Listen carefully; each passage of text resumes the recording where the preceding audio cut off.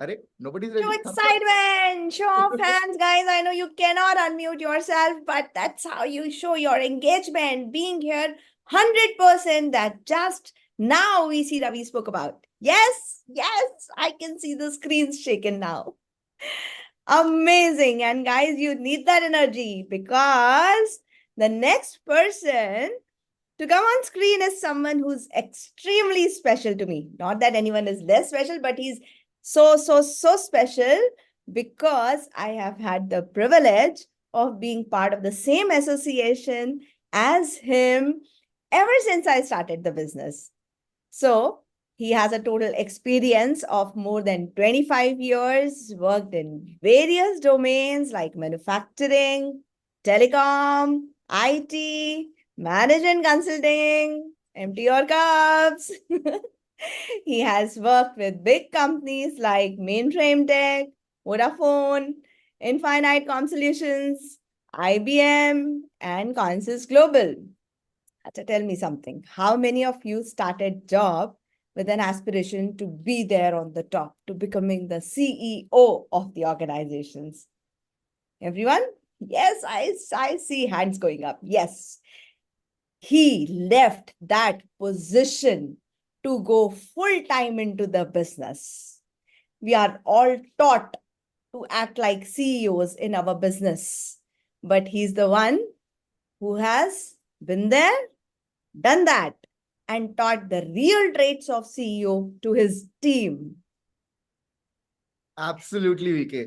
Like, I mean, uh, I think that's the biggest achievement in corporate, right? A CEO mentality, correct? And he started the business more than a decade ago. And the same mentality is something that he implemented over here, right?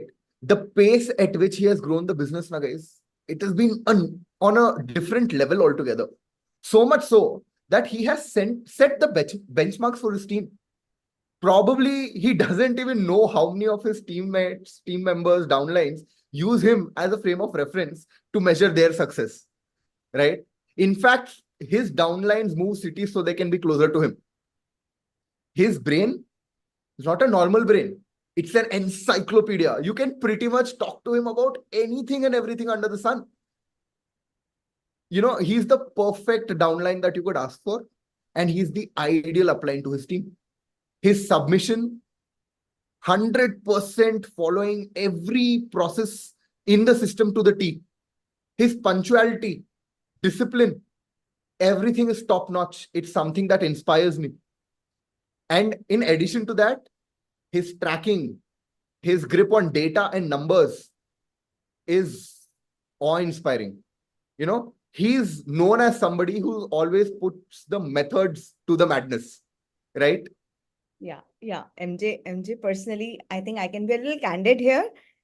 I would say I'm still, and I'm always in awe of his personality, his corporate success, his business success. The way he talks about anything, it is just like it's a matter of fact. He's so nonchalant about things, and so logical. Also, he would sound even for a big thing, it would be like it's just so logical, right? And it is his immense humbleness. He carries. For me, it is like he carries the aura of a king, and no wonder he taught us to think big. He helped us all increase our fish tank, right? Yeah, I agree. And personally, for me, VK, it's a little emotional because this person is like, he's my rich dad in the business. I could say that, because I stay in Bangalore. He stays in Delhi, right? So at the start of my journey, I could only see him at events. At every time I got a chance to interact, the aura he carried showed me what ownership feels like. I learned ownership from him. Because, one thing that I picked up, and I remember this very, very clearly because it was a click for me. So in a job, you get a little fever, little cold, we take a leave. That's the job mindset. But I remember there was this event in Ahmedabad where this person had a fractured ankle. And despite that, which is a very, very genuine reason, he was in service on the ground, ensuring that the participants get the breakthroughs that are needed. He even went on stage, took a module. I mean, that was what ownership meant to me. That is what a leader mentality was. that was like showing me what rising above the challenges meant. And I can truly say that if it was not for him, probably I would not be here. Right? So, guys, BICC, are we ready for someone who can teach us focus, ownership, handling pressure, overcoming challenges, and pass by this journey with calmness and a nice smile? Are you ready? I need to see that you're ready because I'm not going to invite him like this. AV, can we please have the video? When I was a child, my old man said to me, gotta roll up your sleeves, get all your dreams. You're just a boy, won't amount to anything. You're just a boy. Well, here I am. Are you ready for me? Here I am. Do you like what you see? Here I am. Are you ready for me? Here I am. Here I am. Here I am.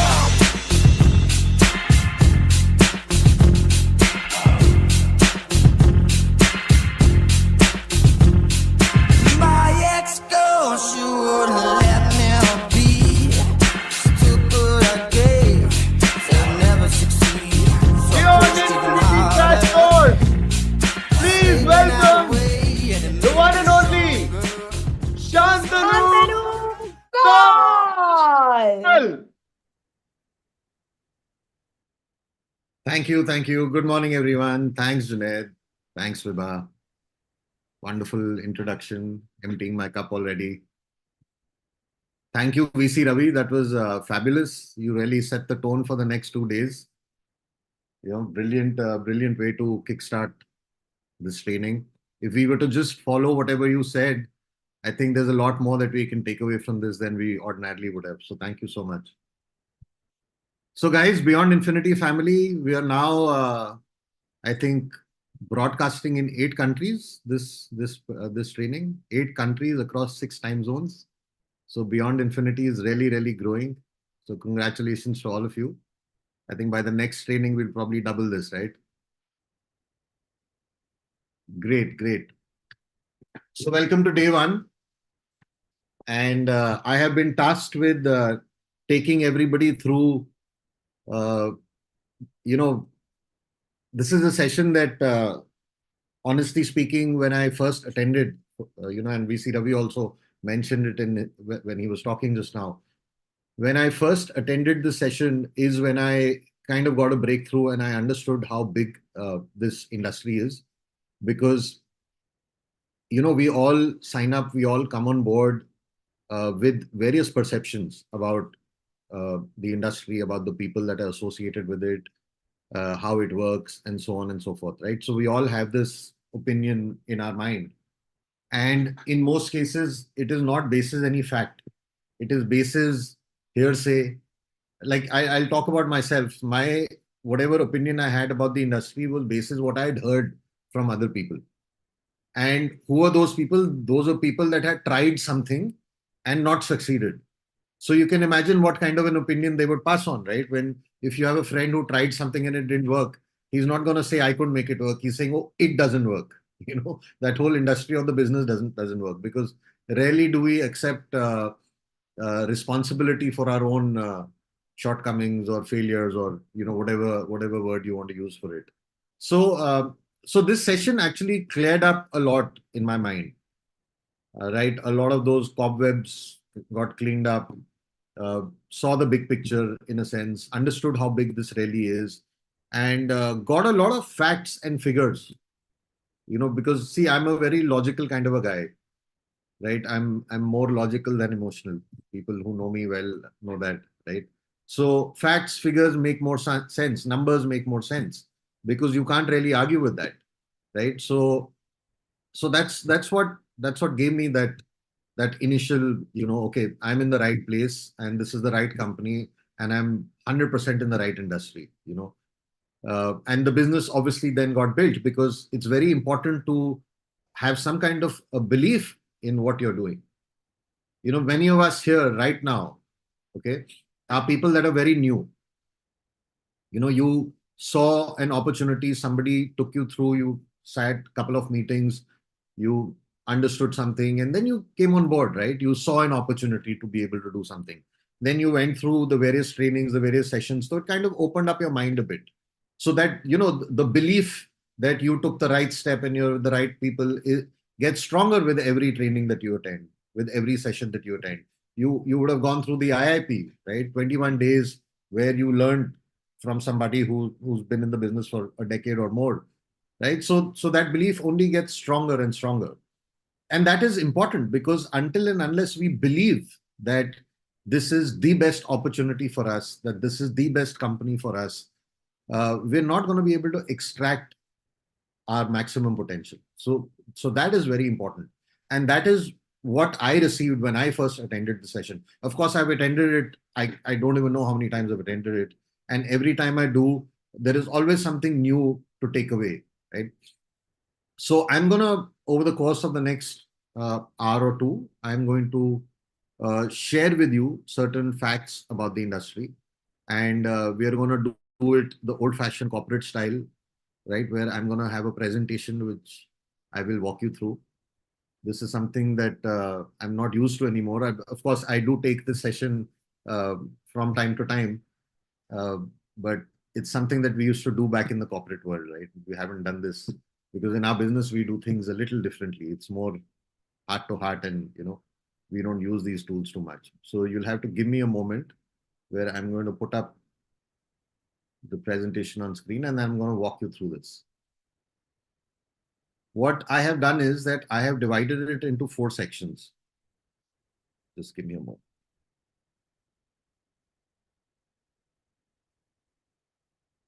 Yeah. So everybody can see my screen. Give me a thumbs up if you can, so that I know. Yeah, wonderful. Wonderful. So I have divided this into 4 parts.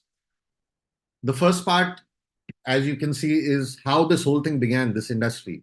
Second is, why are there these perceptions? Third is, why QNet, right? Why this company at all? And lastly, where are we headed? Where are we headed basically talks a bit about the future, which direction we're going in. Now, it is very important for us to, first of all, know where we are all coming from. What is the history? I mean, we all have families, right? With parents, grandparents, great grandparents. We pretty much know where we're coming from, which state, which country, which city, which village, where our ancestors were, etc. We know that, right? Because that kind of defines who we are.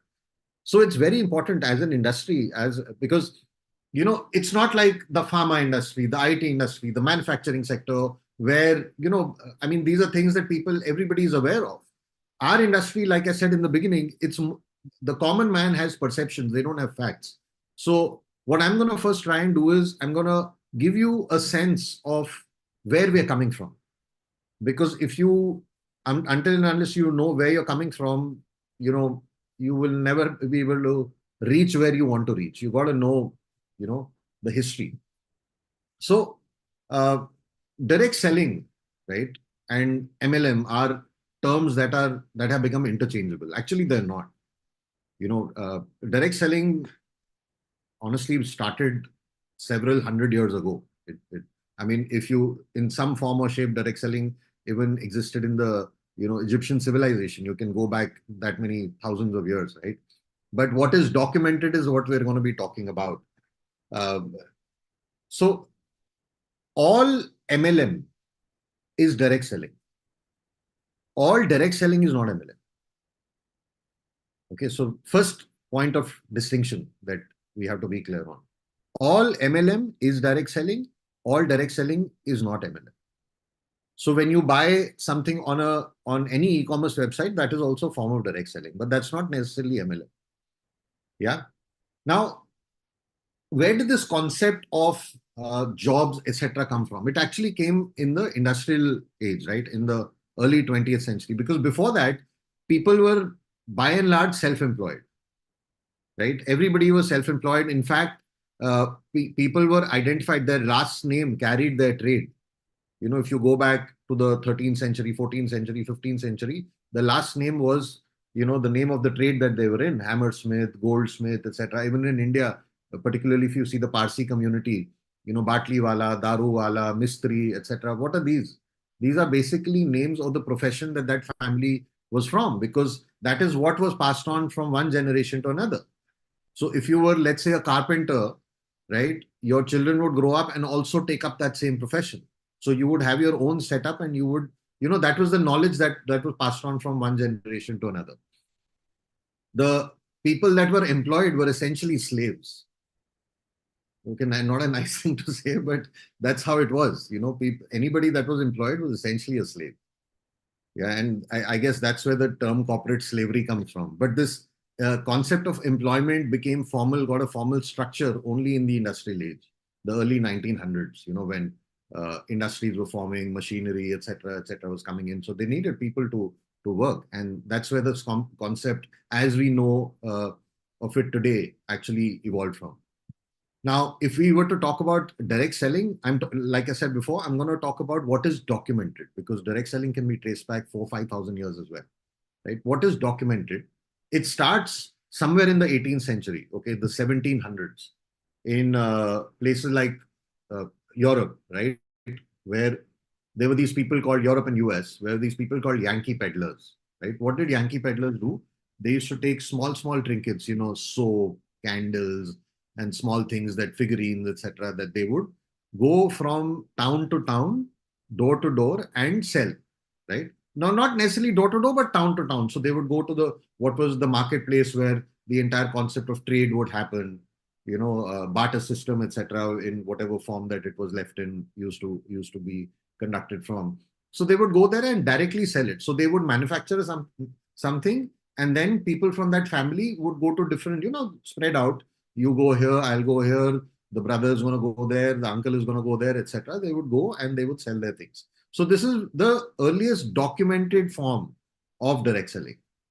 Now, what happened? This obviously evolved. This became popular and it began to evolve. Now, in the early 19th century, there is a person by the name of David McConnell, who started selling religious books, primarily the Holy Bible. So he used to go door to door. So this is not in a marketplace. This is door to door. He would actually knock on doors of houses, and typically he would find, over a period of time, he realized that these were housewives that would open the door, because the men had gone out to work, either, whatever profession that they were a part of. They would go out and go do their thing.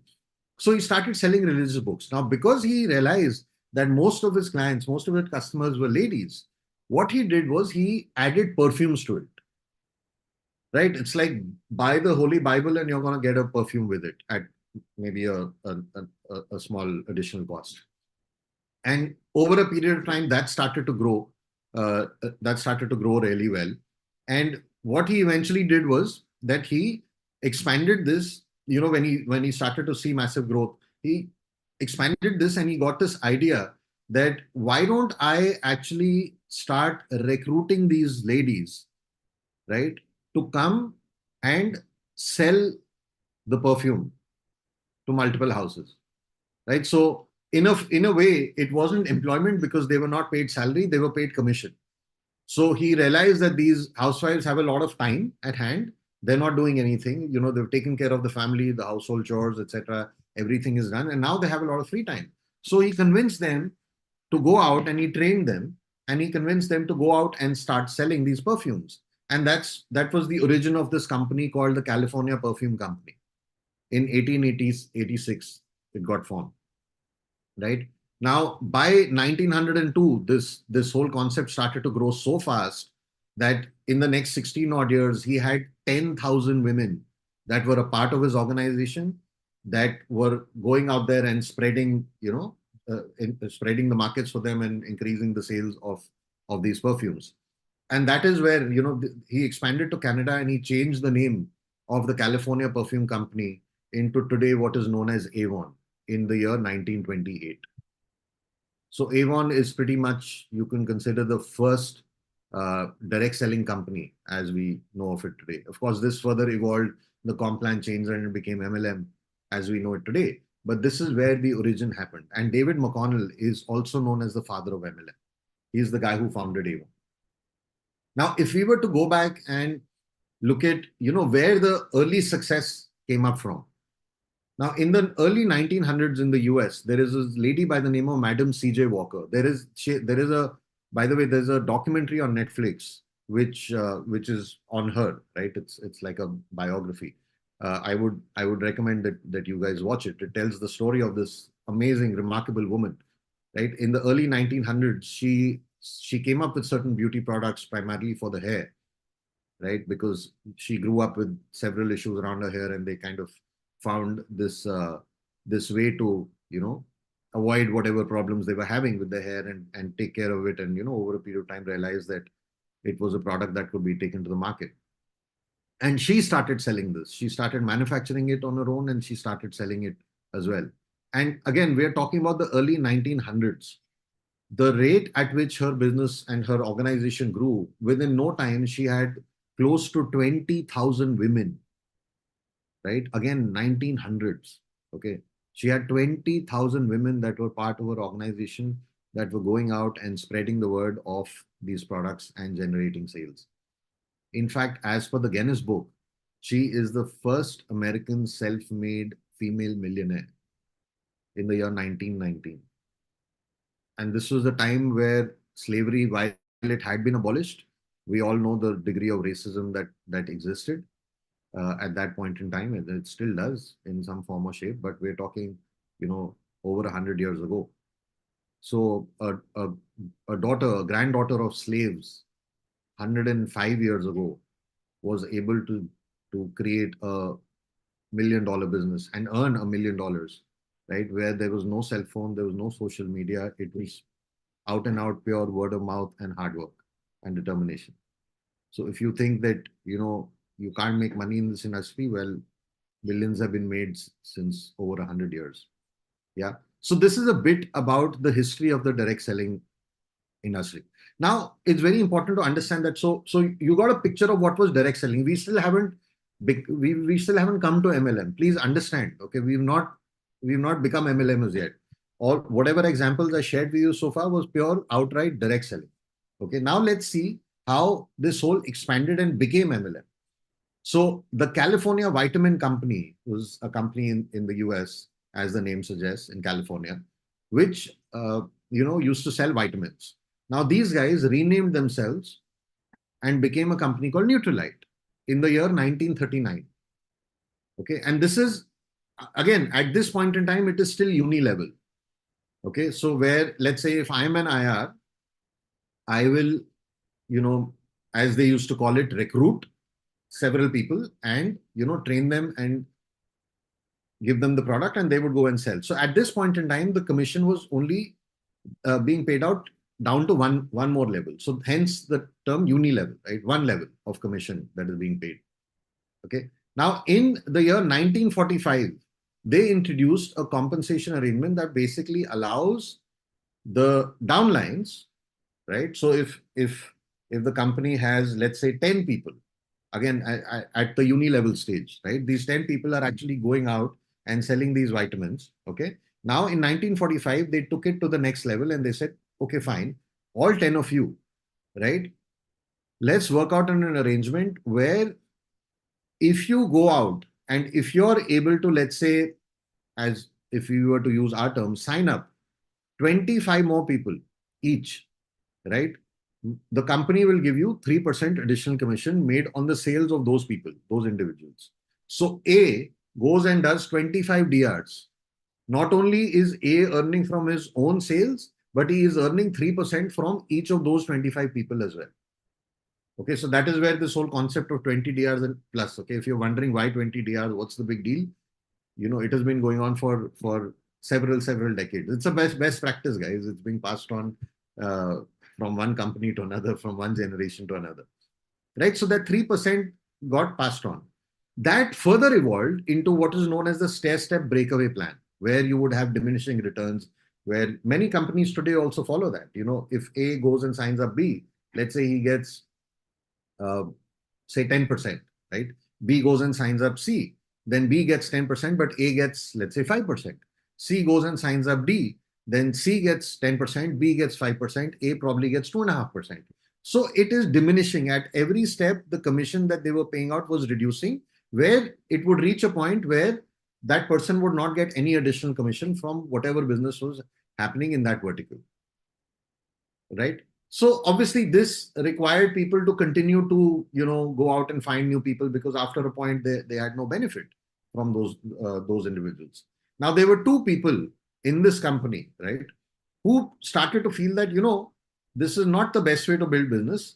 We think we can come up with a newer strategy. We think we can do things in a better way, right? So two guys, two IRs from this company stepped aside. Okay. And in the year 1959, they formed a company called Amway, which we all know of, right? So that is how Amway was born. It was born from, because two guys who were part of Neutralite decided that we're going to come out with a better way. And they started to build their business. They built an organization. Of course, these were people who understood the business because they had anyway been working in Neutralite for several years. So it's not like they just came on board today and said, tomorrow I'm going to start my own company in this industry. No, these were people who had tremendous experience in Neutralite, but they just found areas that they felt they could improve upon. And that's how Amway was born. Okay. And as their organization grew, as they started to make a lot of money, what these guys did is that they took a controlling stake in Neutralite in the year 1972. Okay, so in about 13 odd years after stepping away, they actually took a majority stake in 1972. And subsequently, in the year 1994, they took the entire ownership. Today, Neutralite is a brand owned by Amway. Yeah. So that is how this whole concept came about. Now, within MLM as well, there are various techniques that exist. Okay, when I say techniques, I'm talking about ways in which business is conducted. Everything, one size does not fit all. Okay, so there are different ways, different companies, there are different strategies depending on the geographies that they operate in, and so on and so forth. The first one was the door to door, like what we talked about in the second and third slide as well, right? Door to door. People are actually going, they would fix up an appointment that I will come at this time, and they would go ring the doorbell, and the family would open the door, and they would actually sit and explain the entire business opportunity to them. They would talk about the products, they would explain the benefits of those products, and explain the compensation structure and how that business can be built. Okay, so this is the origin. Then in the 1940s, the concept of the party plan became very popular. And the party plan was popularized by a company called Tupperware. I'm sure we're all aware of, right? They're the ones that make those boxes, right? So they would throw a party. So it would be thrown by the IR in somebody else's house, and they would eat, drink, etc., etc. And at the end of that discussion, the entire product range would be pulled out, and all the people that had been invited to the party would essentially be shown the business opportunity, and they would decide whether they want to come on board or not. This evolved into catalog selling, right? In the 1970s, when telephones, etc., were becoming very common. I mean, I'm not talking about India, I'm talking about the US and Europe, right? Where communicating through telephones was becoming easier. Practically every individual had a telephone. So the need to physically go there didn't necessarily exist anymore. So they would send out these catalogs where the IR would have his or her code, and they would have an entire territory, right? Like we do in regular organizations also, right? You have territories that salespeople are responsible for, and they usually don't encroach on somebody else's territory. So the catalog would be sent to every single household in that territory. It would have the product description, the pricing, the benefits, and so on, and of course, glimpses of the business opportunity, where the people who had received the catalog could pick up the phone, dial a certain number, and order these products. So that is how the product would then actually be delivered to them. This further evolved into the one-on-one meeting, which is exactly what we are doing even till date, because we believe that this is the single most powerful way of conducting our business. It's more personalized, and you get to understand each other far better. There are personal websites. A lot of people create these websites, right? Affiliate marketing and so on. You may have heard that term, where they sent out that link, people get redirected, they want to buy something, They click on it and they then get redirected to the actual site, of the company that they're representing, where they can actually go and buy the product. In the age of digital media and so on, this is a pretty popular way of conducting business as well. There are Facebook parties where people on Facebook, Insta, they have a closed group. They invite a lot of people and they get together on Facebook. This is all done virtually. They get together on Facebook, and that's where the business opportunity, the details of the products, etc., are communicated. So there are various ways in which MLM has evolved, and again, depending on the company, depending on their vision, how they understand business and their markets, they can choose to do business in whatever way that they want. We, of course, do the one-on-one meeting, whether it is physically or virtually, doesn't matter. It's still a one-on-one meeting. Now, while this was happening, in Philippines in the year 1998, there was an American company which was, building Philippines as a market. So there were it had a lot of IRs over there, and businesses was growing. The name of that company is not important, but what happened is one fine day, right? But everything was great. The organization was big, several thousand people in Philippines. One fine day, this company vanished. They packed their bags and said that we're out of the business. They actually literally disappeared. Okay. Now, what happens to the network? There are a couple of thousand people over there.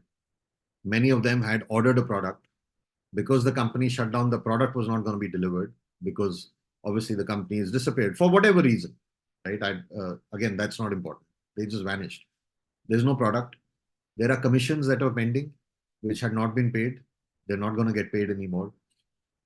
Now, within this whole setup, there were two individuals, very conscientious, very, responsible, very empathetic towards what had happened, and they came together, and these were basically, these two guys were the uplines to the rest of those people, and they said that these people came on our trust, these people came on our word.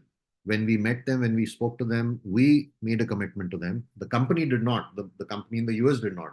On behalf of that company, we made that commitment, right? So it's on us. It's our moral responsibility to ensure that we stand up to that commitment. So, so these are people that for whom, once you say you're going to do something, it's very important. They were not people who would be able to sleep at night if all the commitments that they had made were not going to get met. Okay. These two people were the founders of our company, Dato Sri Vijay Ishwaran and Japadas Bismarck. And because of what happened, they decided we're going to create our own company. Okay. Forget that company that has shut shop. We take moral responsibility for all these people. Okay. We're going to start our company. Now, guys, it's very important that we spend a few minutes to understand this. Okay. Put yourself in the shoes of those two individuals. What do you think you would have done? One of them was a graduate from the London School of Economics. He had a very cushy job, wonderful career with IBM. He was living in the US.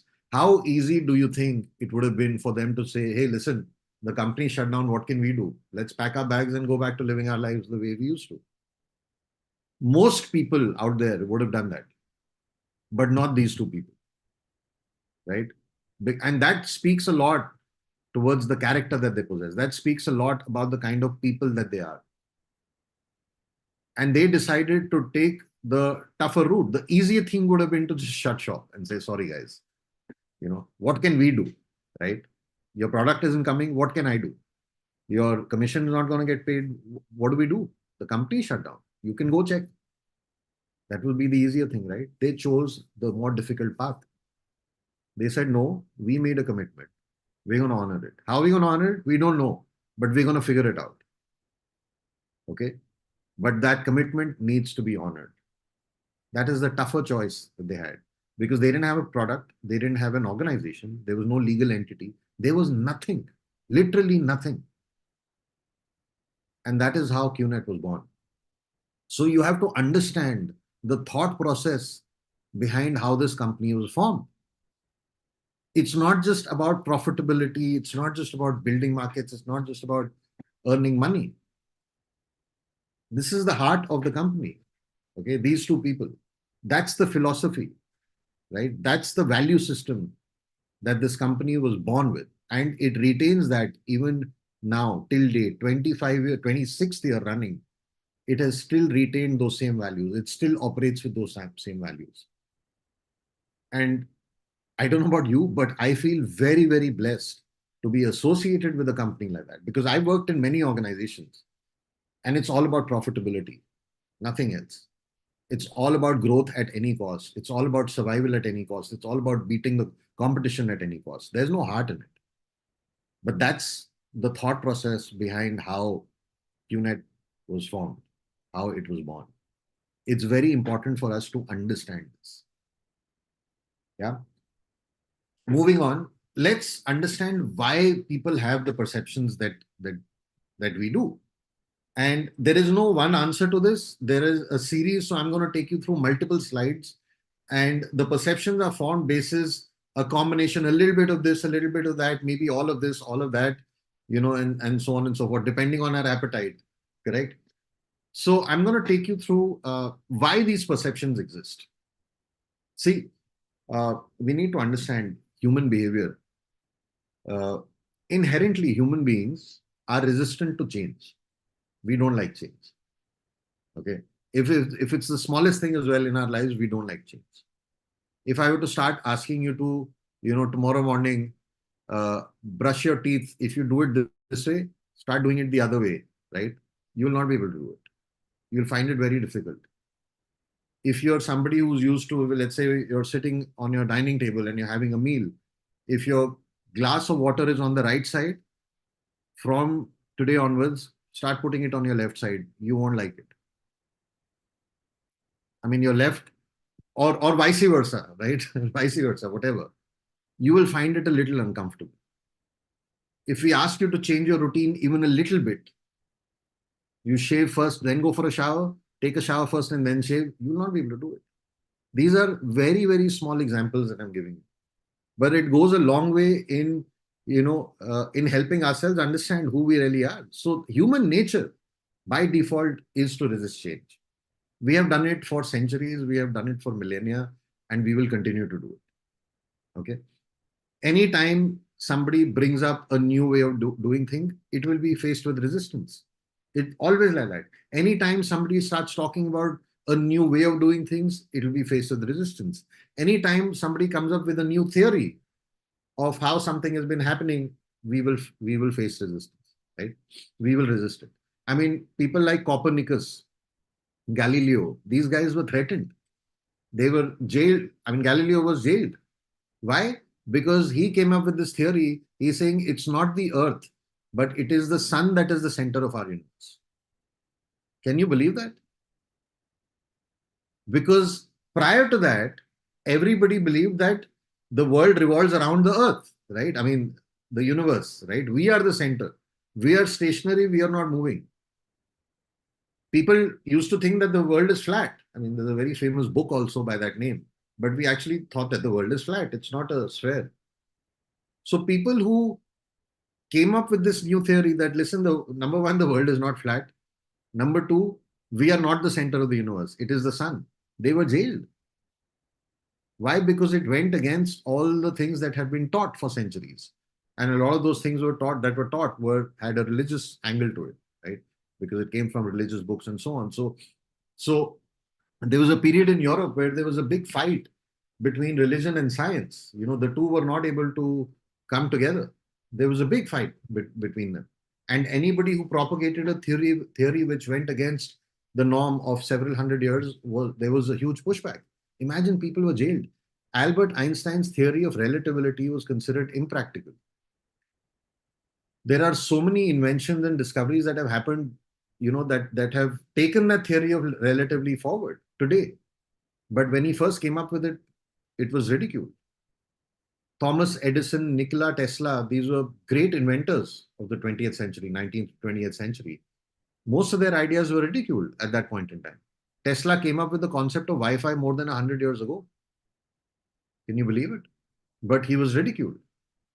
People used to think that these guys are crazy. See, any revolutionary idea that comes in, it has several phases that it goes through. The first is opposition. There will always be a pushback. Then, once you opposed it, then you start making fun of it, ridiculing it. Okay. And once you're done with that, if the idea keeps persisting, which usually happens, then that acceptance comes. You know, there is a person by the name of Sabir Bhatia.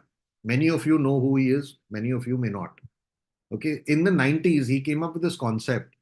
And, you know, he used to see people communicating by writing letters. There was a fax machine. You would write something, then you would put it in that thing. You would dial a number and it would make all those funny noises. And, you know, a fax machine would get transmitted. He said that, you know, there's got to be a better way of communicating. So he came up with this thing where you would go to your computer, you would log in somewhere, and you would type out a message, and it would be digitally sent to somebody in any part of the world who also had an account in half a second, or depending on the speed of the internet. I'm talking about email. He came up with this concept. He went to several venture capitalists asking for funding. I think it was 20 or 21 venture capitalists, VCs, etc., that he went to, pleading with them that give me money. I have this idea. It's a crazy revolutionary idea. It is completely going to change how we communicate.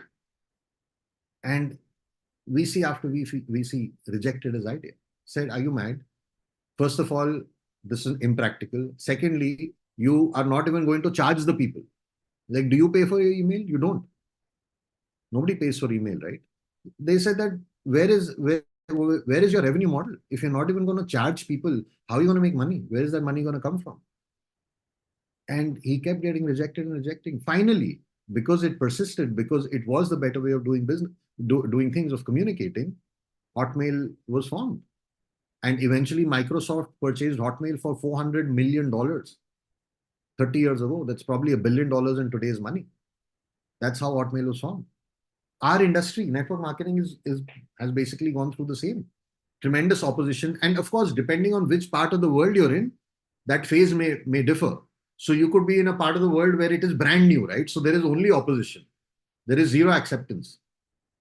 You could be in a highly developed economy like the US, for instance, where that understanding has come in, but acceptance also has not come in completely. So depending on, you know, where you are in the world, which country, what stage your economy is in, etc., that reaction may vary, right? In India, we are coming to that stage where gradually it is being accepted. You know, the government has come up with guidelines and so on and so forth. But in many quarters, in large parts of the society, there is still opposition and ridicule. Ridicule exists. Even till date, educated people, it's mind-boggling, right? Educated people who don't understand still ridicule. But that's okay. It's because they are ignorant. It's not because this industry should be ridiculed. It's because they don't have that right knowledge. Many people here, including me, used to ridicule the industry before becoming a part of it. Many of you probably do it today also. And I have no problem in saying it. I used to ridicule the industry before I became a part of it. Because I was ignorant, not because I was Mr. Know-it-all, and, you know, it was because I myself had no clue. So it changes, right? So resistance will happen at every step. And we all face resistance in our journey in the business. Please understand that this is normal. This is expected. It will happen. If it hasn't happened till now, it will happen. Many of us are resisting it in our mind today as well. Everybody here has at least attended IIP. But put your hand on your heart, there are many of us who are still resisting this. We haven't 100% bought into this whole idea, this whole concept. So this is one reason why that perception is there. I don't want to change. There is a resistance. Now let's understand or look at a few examples in our day-to-day lives where tremendous resistance has happened. I mean, in the early 90s, again, I'm talking from the India standpoint, when computerization came in the early 90s, there was a massive pushback. You know, the banks, etc., all the government, public sector owned banks, etc., everybody was given a mandate that you have to start using computers. You know, the day of having these big registers, ledgers, etc., prone to errors, very time consuming, you know, etc. It's not the best way. The world is moving forward. You know, it's a productivity enhancer, computers, etc. There was a huge resistance. People thought computers are going to take over their jobs. They didn't realize that you still need a human being on that computer. Of course, now that is changing, and I will talk about that in the next in one of the slides later. But I'm still talking about that stage of evolution where you still needed a human being to enter that data. You still needed a human being to make sense of that data. You still needed a human being to capture all that information. But there was tremendous resistance because it was something new. People were afraid of it. People feared it. Today, you take away their computers, they will resist again. That why are you taking it away? How am I supposed to work? Am I supposed to write everything down in a ledger? Which is exactly what they did not want to change earlier. It's nothing but a mindset issue, right? So I've spent a lot of time in the IT industry, and I've seen that, companies spend so much money, right, in getting these, software for their organization, their ERPs, and so on. They spend so much money. But do you know most ERP implementations fail? Not because the tech is not good. It's because the employees are not adapting. They're not adopting that. Because there is a resistance to change. Because everything that you used to do verbally earlier, now you have to run it through a system. People find it difficult. People find it cumbersome. Back when I used to be in my last job, we used to sell a combination of technology and consulting to companies, and the kind of resistance we would face was enormous, and it was very difficult to do business. Even if you were, in many cases, I know of examples. I don't want to name the companies, very large companies, very famous ones. Many of you consume their products or services. They've spent a ton of money to buy that consulting from us, to buy that technology from us, but their employees didn't use it because it's a new way of doing business. Those that did, I mean, their productivity went up, they reaped all the benefits, but those that didn't, it had to get shelved because people just don't want to change. Banks, trade unions, etc., would go on strike. You know, when machinery, etc., was brought into organizations, people don't want to do that. And this is something that happens in every aspect of life. If you look at the concept of franchising, right? Franchising has existed for several decades, almost 60, 70 years. But you'd be surprised to know that in the year 1953, it was almost banned as an illegal scam. Imagine franchising. Today, 30 to 40% of global retail trade, trillions of dollars of money goes through the concept of franchising. Several decades ago, it was almost banned. Why? Because it was just a new way of doing things, a new way of doing business. People did not realize that it was more efficient. Right? Now, franchising has its own advantages, disadvantages. I don't want to get into that. And you can view it in any way you want to, depending on the experience that you have had. Okay, but there was so much resistance. Today, it's accepted. You walk into a mall, 9 out of 10 stores that you see there are not owned by the company, they're owned by somebody else. It's a franchise. All these restaurants, outlets that you go to, coffee shops, etc., they're all franchise. They're not owned by the company. Most cases, they're not. Again, resistance to change. Insurance as a sector, till the 1990s, when the IRDA, which is the regulatory body of insurance in India, was formed, many people used to consider insurance to be a scam. Many people today also consider it to be a scam, but I'm not going to get into it. Right? But again, resistance to change. E-commerce, when it came about a couple of decades ago, I personally have had debates with people. Will you buy a shoe online? Will you buy a shirt online? How will you do it? How will you check the size? If it is not, how will you return it? Why will they incur so much cost, etc., etc.? Today, you can buy vegetables online. You don't have to step out of your house for anything now. You can actually buy a car and you can order it online. I don't know if you know that. You can make the payments digitally also. You can get the customizations ordered online as well. You can do that because it has evolved. But did it face resistance? Tremendous resistance.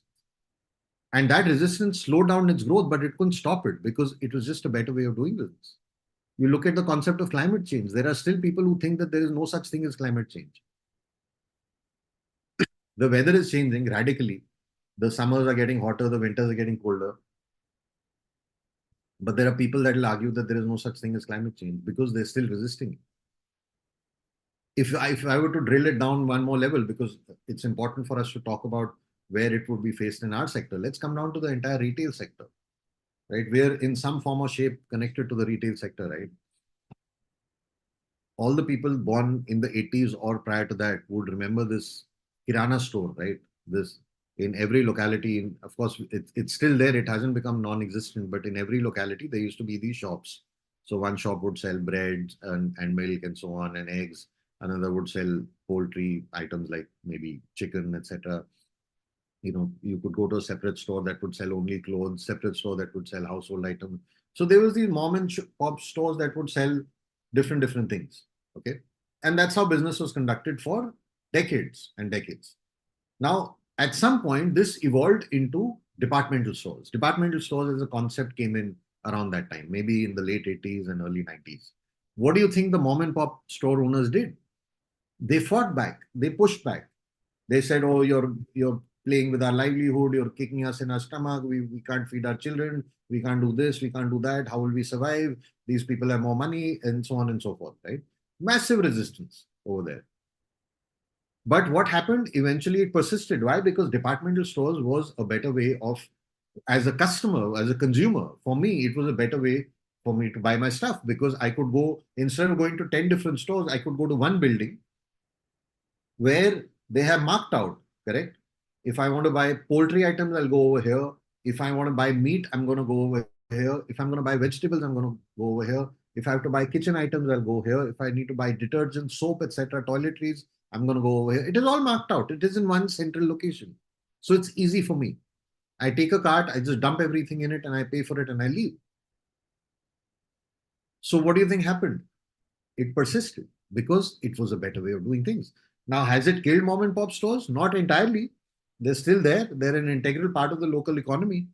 They still exist. But only those exist that evolved, that were able to kind of, offer a greater value than they were offering earlier. The others faded away, which is what happens. That's the law of nature, right? Now, what do you think happened from this? When this whole concept was growing, strike, pushback, lobbying with the government, and what do you think when these things happen? What do you think happens at a larger level? The media gets involved because anytime the public is making some noise, they want to be part of the scene. And what do you think happens when the media gets involved? The politician gets involved, right? So they come on board because in many cases, it could be bona fide or malified intent. I'm not commenting on that. They find that, okay, this is an opportunity that I'm going to help these people, or they feel that this is an opportunity that I can use for my own benefit. And then they go on those media channels. And what do you think that they're doing? They're talking about, pushing the new way of doing business out and, and so on, giving protection, etc., right? Fighting for their rights and so on, without realizing that what they're fighting is actually just nothing but a better way of doing things. So this happens across the board. Now, what do you think happened to departmental stores? They eventually evolved into something called malls, right? E-commerce happened. In e-commerce also, security issues were there. People were afraid of putting credit card information online, and that is one of the things that was used to try and push it back. Then the concept of malls kicked in, where you would have these larger structures where you could buy pretty much everything that you wanted. And over a period of time, those malls have also evolved. Now, today, malls are not about shopping anymore, right? It's not about shopping. They have become entertainment units, places for entertainment. You go to places like Dubai, you could go to a mall, spend an entire day and walk out without having bought something. Because there is just so much to do over there. There's just so much to see over there. You have banks that have open branches. You have telecom companies that are there. You have entertainment centers. You have movie theaters that are there. You have amusement parks inside malls. So people are actually going to malls not necessarily because they want to buy something, because it's a great way for them to spend their time. On a weekend, you go to a mall, it's packed. How many of them do you see are actually leaving with bags in their hand where they bought stuff? Most of them are not. Yes, there are people who still go and buy stuff, but if you see, most of them are not. They have become entertainment units. But there was a time where all of this was resisted. But because the idea, its time had come, like Victor Hugo says, right? Nothing can stop an idea whose time has come. And that applies in every sector. And there are too many examples in history where an idea whose time has come, people have fought it, but it has persisted. Another, way perceptions are formed, perceptions are created, are companies, big corporate, right? Big corp, as it is known as, right? These are companies whose product services that we use. I mean, and they, this concept of corporate warfare exists everywhere. Because when a company is formed, what are they trying to do? They're trying to increase their sales. How are they doing it? By capturing market share, right? It's all about increasing your customer base. Profitability, etc., comes later.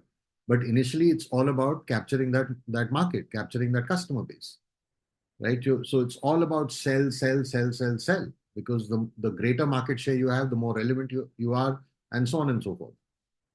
And it's that market share that companies are fighting for, because there is competition that is also fighting for that same market share that you are fighting.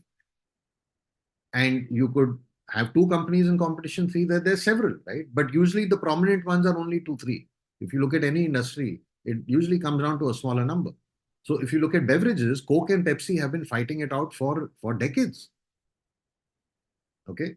You look at electronics, consumer electronics, Samsung, LG have been at war for God knows how long. Apple and Samsung are at war, right? Airtel is competing with Jio. Reliance is competing with Amazon. So this competition is always on. Everybody is fighting for that market share. Okay, people are looking to get uh, uh, that edge, right? And how do they get that edge? There are basically two ways of doing it. There are internal ways of doing it, and there are external ways of doing it. How does one company take away another company's market share or business? Internal and external. Okay, two basic ways of doing this. Internal is nothing but, first of all, take your own product, improve on it, add, try and give the customer more value, improve the service that you're providing. That is foremost, right? Second is expand your reach, create the ability for you to go to multiple cities, multiple states, multiple countries. Because the more people that you can touch, the greater the possibility that you can increase that base. So expand that reach, right? Lean initiatives make the organization leaner, because when there's too much flab, obviously, how do you generate profit? Try and ensure that the per employee productivity goes up. So there are many ways of doing this. Companies have many ways of doing this. External way of getting that competitive edge: judiciary, take them to court, right? It happens, right? So many, I mean, you read the business section, and every other day you're finding something or the other. Apple and Samsung is a big supplier to Apple, by the way, but they're also in court half the time. Copyright infringement, patent violation, this or that, etc. You stole this technology from me. But at the same time, on the side, the business is running because they're a big supplier, right? So that has to continue. They'll find technicalities because they want to find a way for that other company to slow down. Okay. This is very common, very common. It's happening all the time. You are aware of this, but you never thought of it like that. Okay. So judiciary is one. Second is lobbying. Now, lobbying, for whatever reason, has got a negative connotation. It doesn't necessarily have to be negative. Lobbying is like gun. Yeah. You can use a gun to save a life. You can use a gun to take a life, whatever. Right. So lobbying can be positive also. It can be negative also. Lobbying essentially means, and they're professional lobbyists, by the way. Okay. They make a lot of money. They're professional lobbyists. So if you're a particular industry, okay, you can go to this lobbying group. You can hire them and say that, look, I want you to, paint this picture of my industry with your government, because I would like to bring about some policy changes. And they will make a case which says that this benefits the country in this way. Actually, it benefits them also. It may be a win-win also. I'm not denying that, right? It may be a win-win. It's just that maybe the government or the people of a country are unaware. So what this lobbying agency does is that it starts to create that awareness. Through back channels, it starts to set up meetings, etc. And again, here, there are many ways of getting your way. And recently we've been reading in the news. Okay. There are illegal ways also that this happens. People pay off money, benefits, etc. There are many ways of doing it. I don't want to comment on any of that. It's not my place to comment.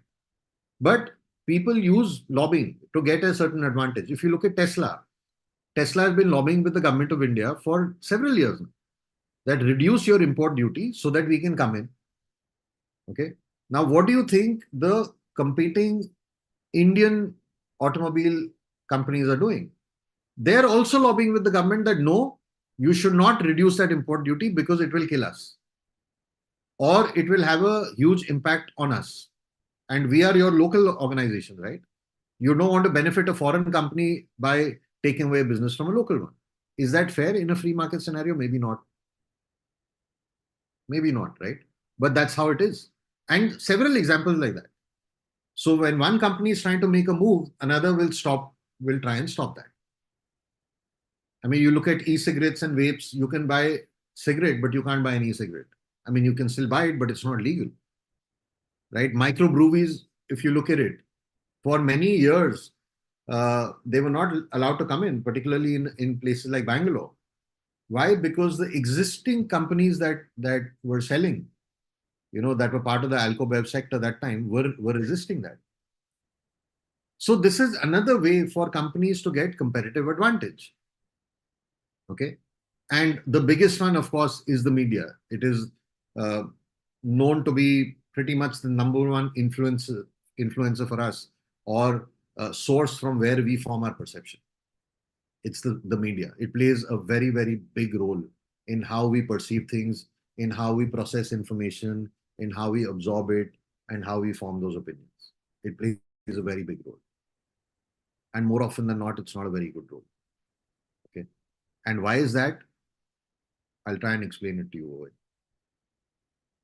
Now, before I do that, see, it's very important for us to understand that media, be it print media, television, etc., is also a company. It's an organization, right? And the fundamental motive of any organization is to make profit, is to earn profit. I mean, how long can organizations sustain if they're not profitable?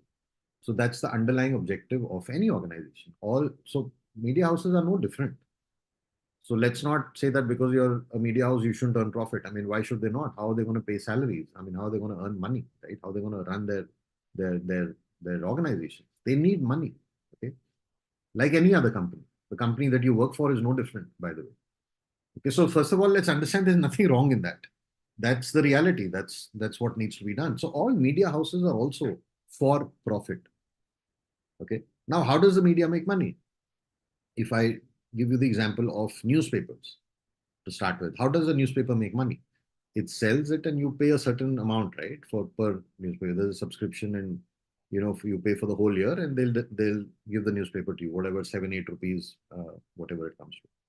But do you know that the money that you're actually paying to buy that newspaper is not even enough to cover the newsprint, the cost of the newsprint? It actually costs a lot more. There's so many pages, print, color, black and white, and so on. It actually costs more than that. So it is subsidized to an extent. How is it subsidized? Because they have other sources and bigger sources of generating revenue. And what are those sources? Ads, right? If you open any newspaper, it is filled with ads. And those ads could be from private companies. It could be for governments also. You know that the government, if you open your newspaper and you see another state's ad, another state government has given an ad about, oh, this kind of development is happening in our state, and they've taken a full page. They are actually paying money to that newspaper to buy that space. It's not for free. Just because the government doesn't mean it's free. They have to pay for it. Okay. So they actually earn money by giving out space in that newspaper for advertising. Even when you post an obituary, you're paying for it. Any announcement, you're paying for it. You're buying, they're selling the space in their newspaper. So there is a certain percentage of space reserved for news, and there is a certain percentage reserved for ads. Now, for the last decade or so, what they have done is that they have increased the space for ads by adding 2, 3, 4 pages in the front and the back. So you actually have to flip 3 pages before you actually come to the front page. The definition of front page has also changed now. It is 3-4 pages later, if you know what I'm talking about. Because first 2-3 pages are just ads. Because that's how they make money. Now, what is the rate for charging? I mean, if they're selling you space, what is the rate that they're charging? The rate is decided by the circulation. So if you have newspapers A, B, and C, and A's circulation is the highest, then A can charge more money for, let's say, 10 square inch of space. A can charge more money than B and C. If C's is the lowest, it will charge the least. Because as a customer, I want my ad to be seen by maximum people. So I'm happy to pay more to somebody who has the ability to reach that many people.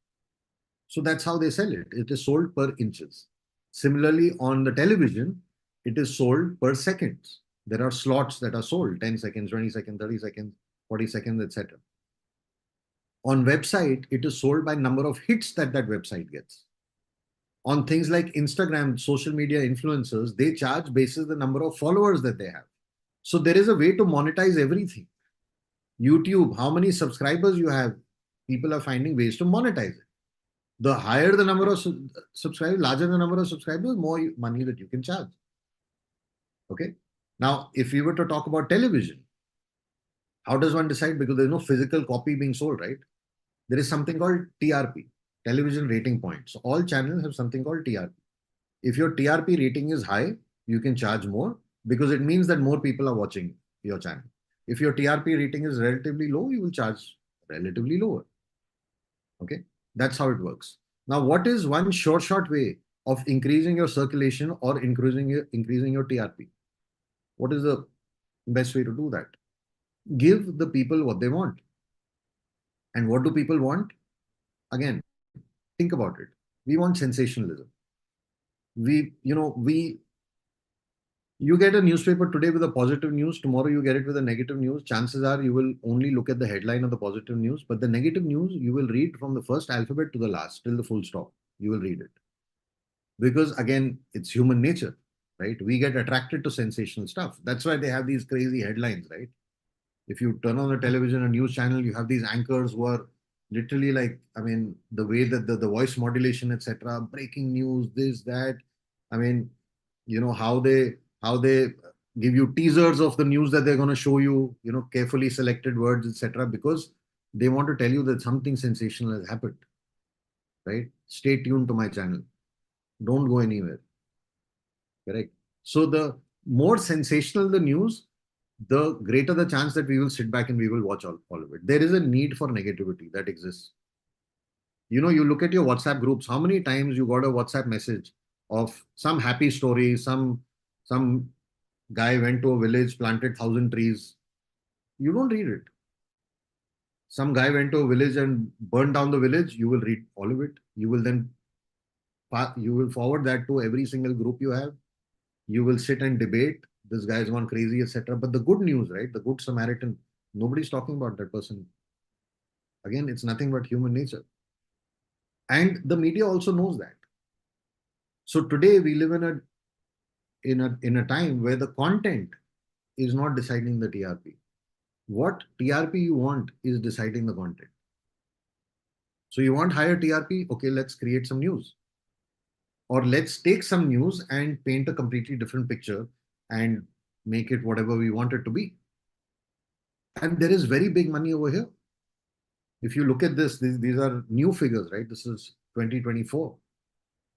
I mean, the total piece of the pie, and again, this is India centric, is $13.6 billion, 11.3 lakh crores, guys.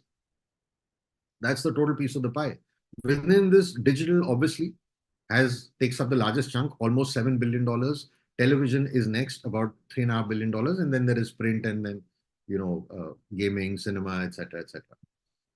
Okay, so there is a lot of money that is at stake. This is the revenue that they're generating from advertising, guys. What I was talking about earlier, the money that they get by giving out space for advertising or by giving out slots on their channel, this is the money that they get in India alone, $13.6 billion. That's not a joke. That's a lot of money, right? And how do we increase that? By increasing our circulation. So the media needs a villain. Let's understand that. It needs a villain. it will show you what it wants to show you by very smartly concealing everything else. And this has been going on for years. I mean, Nestle had this product in India called Maggie. There was such a big controversy, right? It has lead in it and blah, blah, blah. It, suddenly FSSAI revoked its license and they started to do an audit. It went to court. So the big thing happened, right? Media was plastering it every day. It was coming in the news. People stopped eating Maggie, right? Something we've been eating since our childhood. People stopped eating that. And somewhere, maybe a year or so later, oh, sorry, everything was fine with it because nothing was changed in Maggie, right? It was the same thing that came up. But what was the other event that happened? Patanjali launched its own noodle at that point in time. Is that a coincidence? I don't know. I'm nobody to comment on it, but I'm just telling you how I see it. It coincidentally happened. Now you can work the math in your head. One famous Bollywood actor died, right? Took his own life a couple of years ago, 3, 4 years ago, during at the height of COVID. And the media made his girlfriend the villain. What happened eventually in courts? Aryan Khan, Shah Rukh Khan's son, what happened with him? He was plastered all over the news. So many reputations get destroyed. So many people, are harmed, permanent damage done to them because they don't run a story later on and say that, oh, I'm sorry, we got it wrong. The same thing has happened to so many companies whose reputation has been destroyed because once you say something, and you're a media house and then it goes on the internet, it stays there. What was the motivation behind it? Nobody knows, right? You're not asking that question either. You're not reading between the lines either because we are just consuming that information the way it comes to us. And it's been happening for forever and it'll continue to happen. We just need to accept that that's the reality of our lives. That's the system that we are a part of. The same thing has happened to us as well, right? See, as an industry, network marketing has been a threat to companies because it's just a better way of doing business. So when you bring about a better way of doing business, what do you think is going to happen? There will be a pushback, right? There will be a pushback. There will be negative publicity because we don't advertise. Network marketing as an industry doesn't advertise. So if you look at any media house, we're not their potential customer because we're not giving money to them. We're not buying space from them. So they have absolutely no interest in even showing us in a good light. They have no interest. So if my competition is somebody who is actually advertising on them, what do you think the media is going to do? How would you react if you were in that place? It's logical, guys. So the system will react. There will be negative publicity. But that is also starting to change. A lot of big corp organizations, in franchising also once upon a time, were afraid that they were part of franchising. Today, as a sector, it's a very big advertiser. QNET took away market share of various companies. Massive growth. Look at the kind of people that are there, very professional, good backgrounds, people who are already doing well, professionals, right?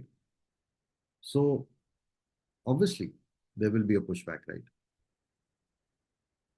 And how is it that you never hear about, there's so many things happen that never come out in mainstream media. If you search for it, you'll find it in some corner somewhere. There are very big companies that have been hauled up for this violation, that violation, not following these norms. It's never headline news. Why not? Let's be logical. Why not? Think about it. Because if you looked at their ad budget, you look through their P&L, you look at their marketing budget, you will get to know. Pfizer, one of the biggest pharma companies in the world, claimed that their COVID vaccine was 100% effective. That 100% became 90%, became 70%, became 60%, became 50%. I don't know where that figure is right now. Why isn't that in the mainstream news? Have you wondered? You'll probably see it as a forward somewhere. It's not, nobody is doing a debate. The nation doesn't want to know there. Why not? The global financial crisis happened in 2008, 2009. How many of you are aware of what caused that? One very, very big company, one of the most respected companies in the world today, was at the heart of it all. If there are any people here from the financial services sector, you would do whatever to get a job in that company today. But you're completely unaware. Why? Audi had software in their cars that was designed to cheat in the emission tests.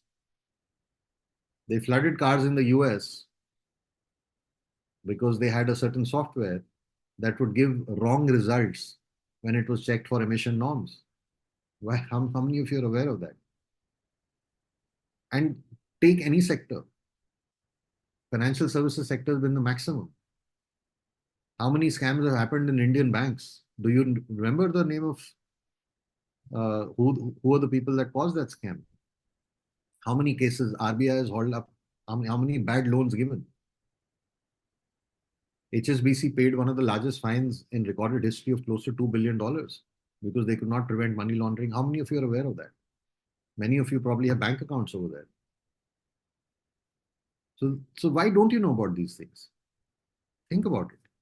I could go on for an hour and give you example after example of large organizations who have done some pretty nasty things, but you're completely unaware of it. That's not a scam. There's nothing wrong with that.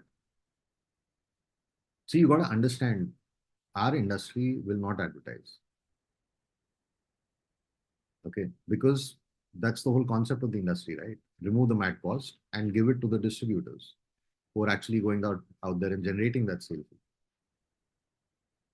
Employees also don't want people to know about it, because imagine if every employee found out that there's such an amazing opportunity, how many of them would be left in that company working in a job? Failures exist everywhere. All businesses are failures. In our sector, people will blame the failure on the company. They won't take any responsibility. Tomorrow, if let's say your friend started a restaurant and that restaurant did not work, is he going to say that the restaurant industry is bad? And if he does, will you believe it? You will not, because there are 10 other restaurants that are making money. That unfortunately does not apply over here. Here, the individual will always blame the company. Like I said, right, the easiest thing in life is to blame somebody else for your own failure. And that's what happens. Because in that same industry, they say that 50 to 55% of the total sale is actually shared as a commission. So if you were to think about it, if we are a $200 billion industry, take say 50% of that, $100 billion is being paid as commission. Somebody's got to be making money, right? Think about it. $100 billion is being paid as commission. Because if the industry is generating a revenue of 200 billion, 50% of that is going as in commission. That's a very big number. So somebody's got to be making money, right? So it's very easy for people to say, oh, it doesn't work. $200 billion and it doesn't work. I mean, does that even sound logical? To me, it doesn't.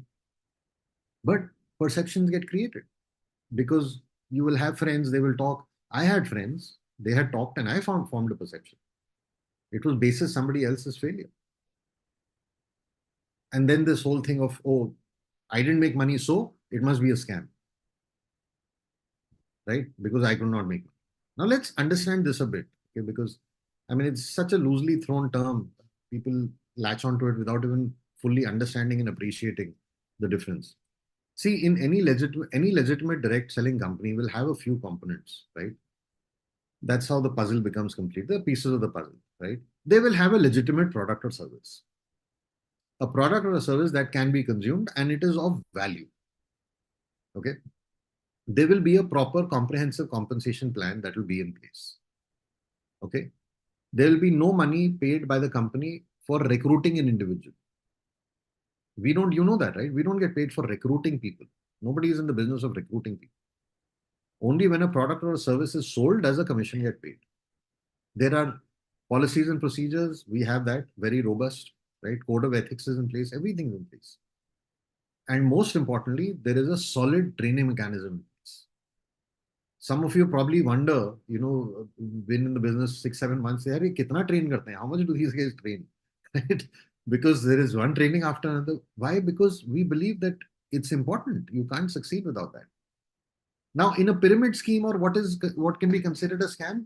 First of all, they will have no product to sell at all, right? Then only the person at the top is making money. Here, you could be somebody who signs up today and you could make more money than any upline of yours who's been in the business 2, 3, 4 years. Because that's how the compensation plan is structured. There is no training, etc. There is no focus on people building, right? So it's very important to understand that. And, without understanding that, we form opinions and again disregard so many examples that I can give you from our day-to-day lives, which we completely disregard and we don't question them. Here, what do? You go to a portal, you're buying a product or a service, right? It has a clearly defined price. You buy that today, the price is the same. You buy it tomorrow, the price is the same. Clear defined terms and conditions. If the product description is there, specifications, everything is defined. The price will not change. Okay. You go to buy an air ticket. The price changes every 30 seconds. Do you know if you spend a lot of time on a particular website, your IP address gets tracked? And when you log in again, you will not get the same price that somebody else sitting on a different laptop who's searching for the first time will get. You know that, right? The price is being tracked. How many times has it happened that you choose a certain ticket, you're doing your booking, and at the last payment page, you get a message, oops, the airline has revised its fare. How many times has it happened?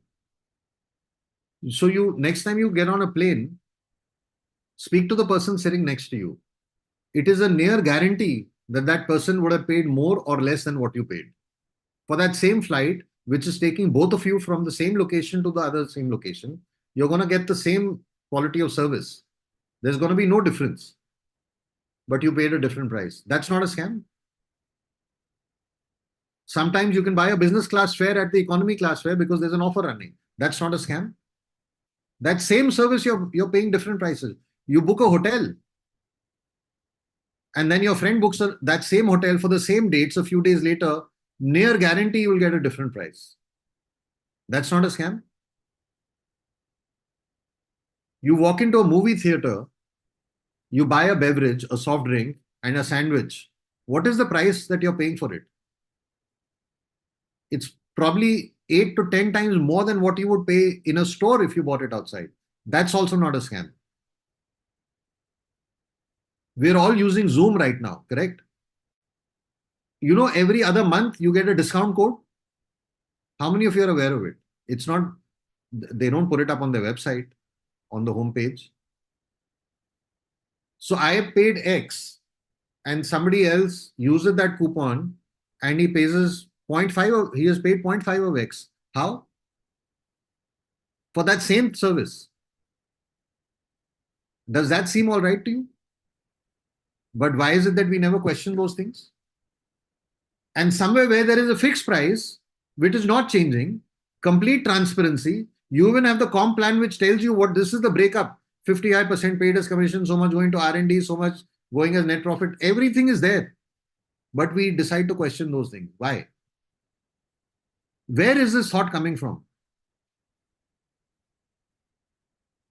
The reason we don't question all these examples I give you because we were born in an era where these things were happening around us. So we have grown up thinking this is normal. But the question is, why is it normal? Why is it normal? Nobody is asking that question, right?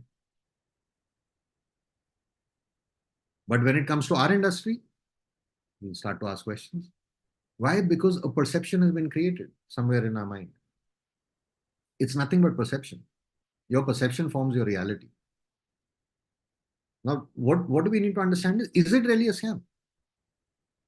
See, very important that we understand the difference, right? Sometimes I've heard people say, oh, it's a Ponzi scheme. They don't even know what a Ponzi scheme is because I have so many times asked the person, okay, can you tell me what is your understanding? And they are not able to explain it. See, in a typical Ponzi scheme, right, there is no product involved. So there is essentially money being circulated. A will go to B and say, give me $100. I will give you 150 at the end of 1 month. Then goes to C, D, E, F, G, H, and so on and so forth. At the end of 1 month, because he has collected so much money, he can pay be the 150. But the moment, after a point, he's not able to take money from new people, that entire system starts to collapse because he doesn't have money to give to those original. That's what a Ponzi scheme is. Essentially, no product or service. Then there is a product pyramid. There have been several examples of all of this, right? The product pyramid is typically a business setup where there is no real product. It's a fictitious product. It's not something that is even tangible. Even the intangible is fictitious. I can understand you're selling a service, but the service also has to be real, right? Like there was this company about 10 odd years ago when I had started business, right? Speak something. I don't want to give them free publicity, which was apparently doing the same thing. And they were saying that we have been hired by company X. I'm not going to name that company either, very big company. We have been hired by company X to do a survey, and you register, you pay us this much fee, and then you click, click, click. And, when so many registrations happen, you will get this much amount. That company X turned out and said, when this whole thing blew up, they said, we don't even know who this company is. We are not conducting any survey. So fictitious product. Okay. A genuine network marketing company such as ours, right? There is a genuine product that is being sold. What do I mean by saying genuine product? If it's a tangible product, you can touch and feel it. There is a specification listed on the website before you buy it. You will get it. And depending on the kind of product, there is warranty available. There is authenticity certificate. Everything is there. You can have it repaired. It's a genuine product that you will use at home or on yourself, whatever. If it's a service, it's a genuine service that you're buying, that you will use over a period of time. Predefined terms and conditions are there. So there is real value in the product or service that you're procuring. You will have multiple product lines. It's not just, okay, we have this one thing and nothing else. We are a one-trick pony, right? I don't have anything else to sell. It's not like that. There are multiple products, multiple verticals, often unrelated to each other. Okay. Money is paid by a customer who buys that product or service to the company at the time of purchase.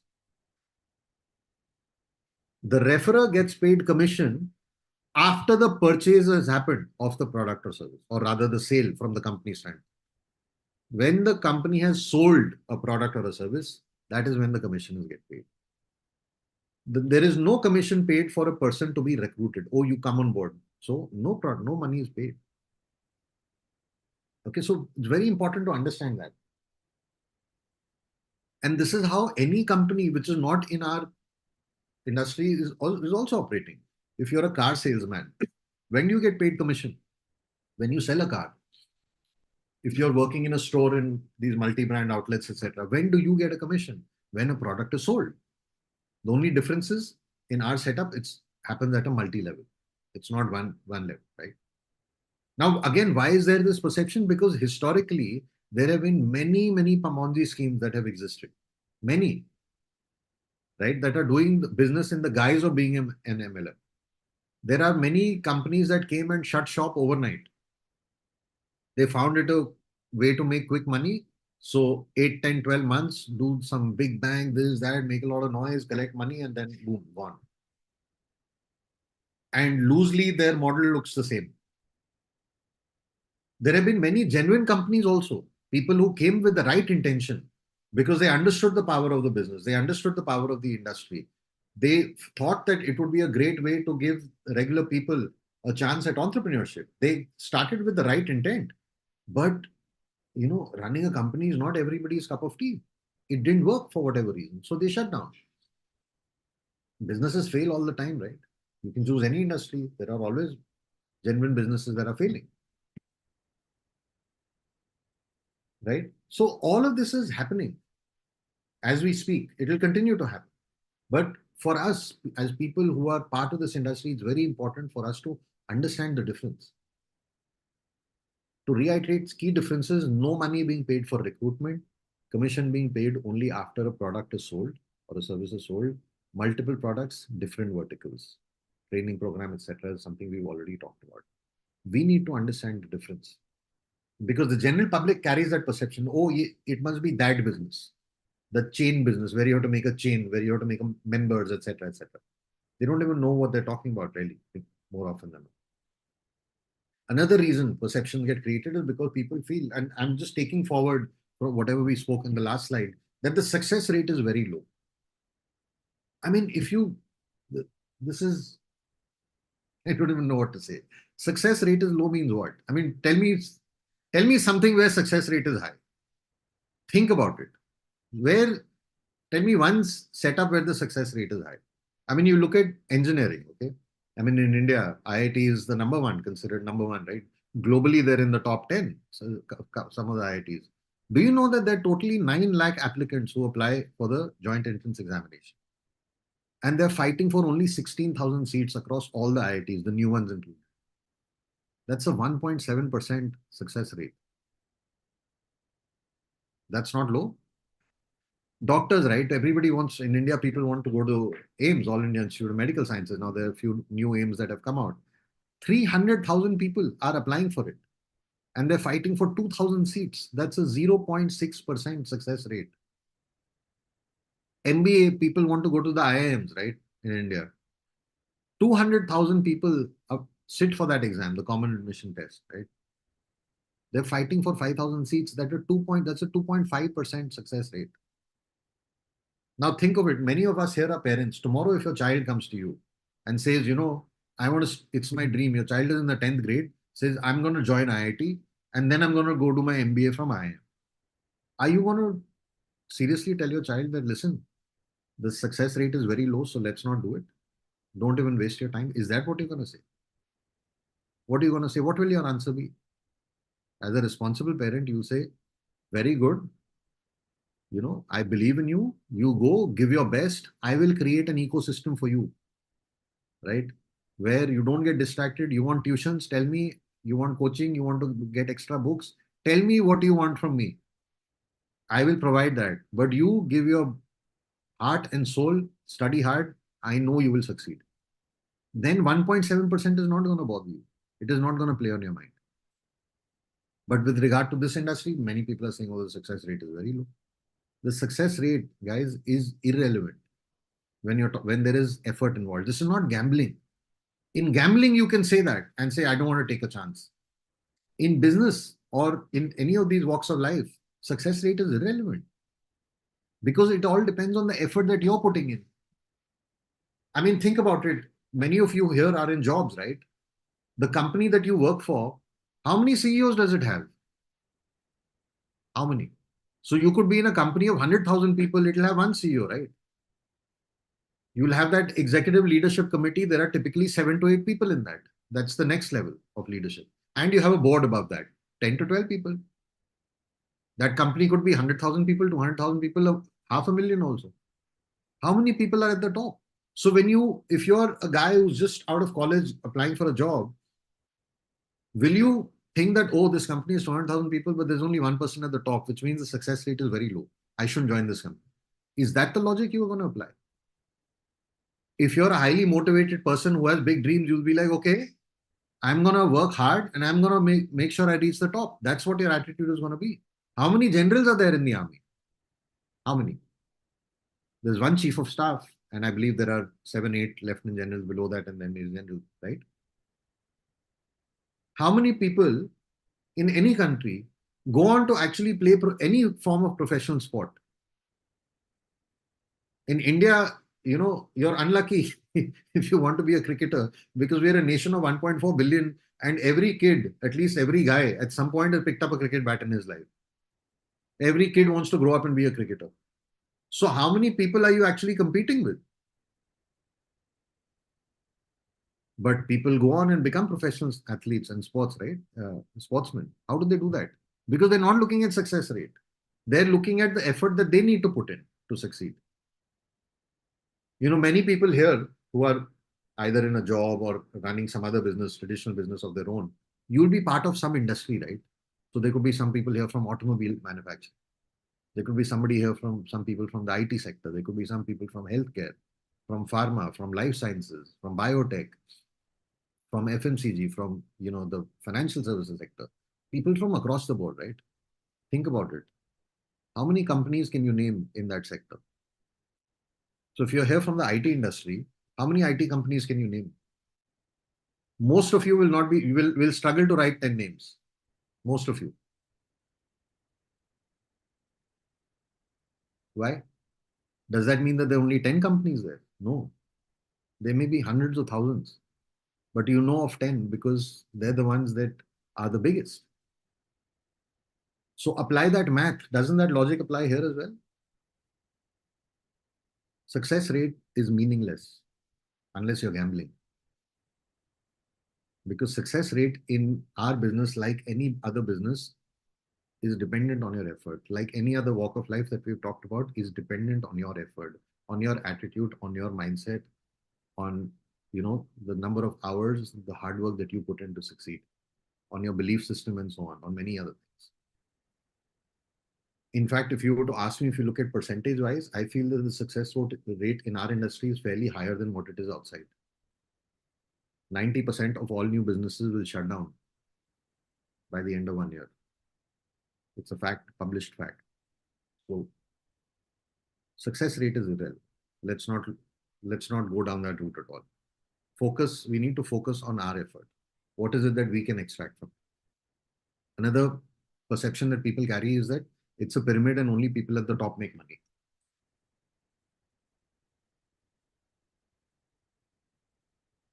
That looks like any corporate environment that exists. Many of you are here in a job, right? Think of the org structure that you have. Do you make more money than your boss? Does your boss make more money than his or his boss? Do they make more money than the people above them? They don't. So in the corporate world, it is true where the people at the top are making money. But because of how our compensation plan is structured, the binary plan, right? Where there's a left and there's a right. Like I said, you could come on board today, right? And you can make more money than many edified people, me or anybody else that is coming to take a session today and tomorrow. You can make more than anybody. Now, very important to kind of understand for a moment. Very important to understand, why do people not succeed? What is the reason, right? So many people come on board with these big dreams and so on and so forth. Why then do they not succeed? One reason is that there are wrong expectations. People come on board with the wrong expectation. You see some big numbers and suddenly, you think that, okay, I'm going to make it big and I'm going to do this, I'm going to do that, and it's all going to fall in place for me. And when those expectations are not met, it usually leads to frustration. Because you have to understand, this is not a get rich quick scheme. Okay. Sorry, I just got a reminder from in service that I need to, of how much time I have left. Anyway. So it's not a get rich quick scheme. We have to understand that, right? So let's stop looking at other people, whether they're successful or not. Like VC Ravi also spoke about it earlier today. Stop thinking about past experiences. Stop thinking about stop carrying whatever baggage. In our minds, we have to be clear that this is a 5-year plan. And in the next 5 years, there are certain things that I need to do. It's not just about spending 5 years. It's about what are we doing in those 5 years. That's very important. Okay. Mindset.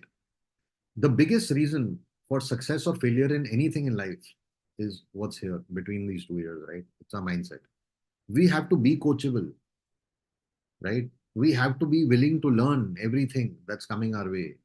We have to stop thinking that I know it all. I was so super successful in this area of my life, so it doesn't guarantee me success here. Please let's understand that. You have to have that attitude that I can teach myself. I can figure things out.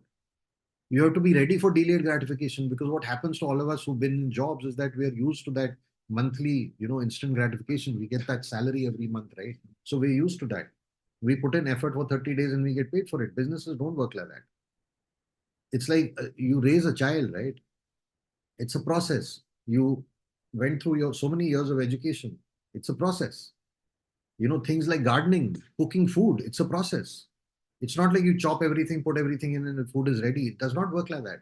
It takes time, it takes effort in multiple areas, right? So we have to operate with that belief that we can get better and better, right? Instead, many people focus only on their limitation. I can't do this. I can't do that. I can't talk to people. I can't, etc., etc. I mean, the list is endless. This is not my cup of tea. Array, Start drinking coffee if it's not your cup of tea. Because if that helps you achieve your goals, then what's wrong? Because all these reasons that we give ourselves, no, I can't do this, I can't do that, etc., these are not achievements. These are things that are stopping us. These are roadblocks to our own success. When you go to take an interview and they say, tell me 5 strengths, you will not say, my biggest strength is that I can't talk to people. You're not going to say that. You'll be praying that it doesn't come to that.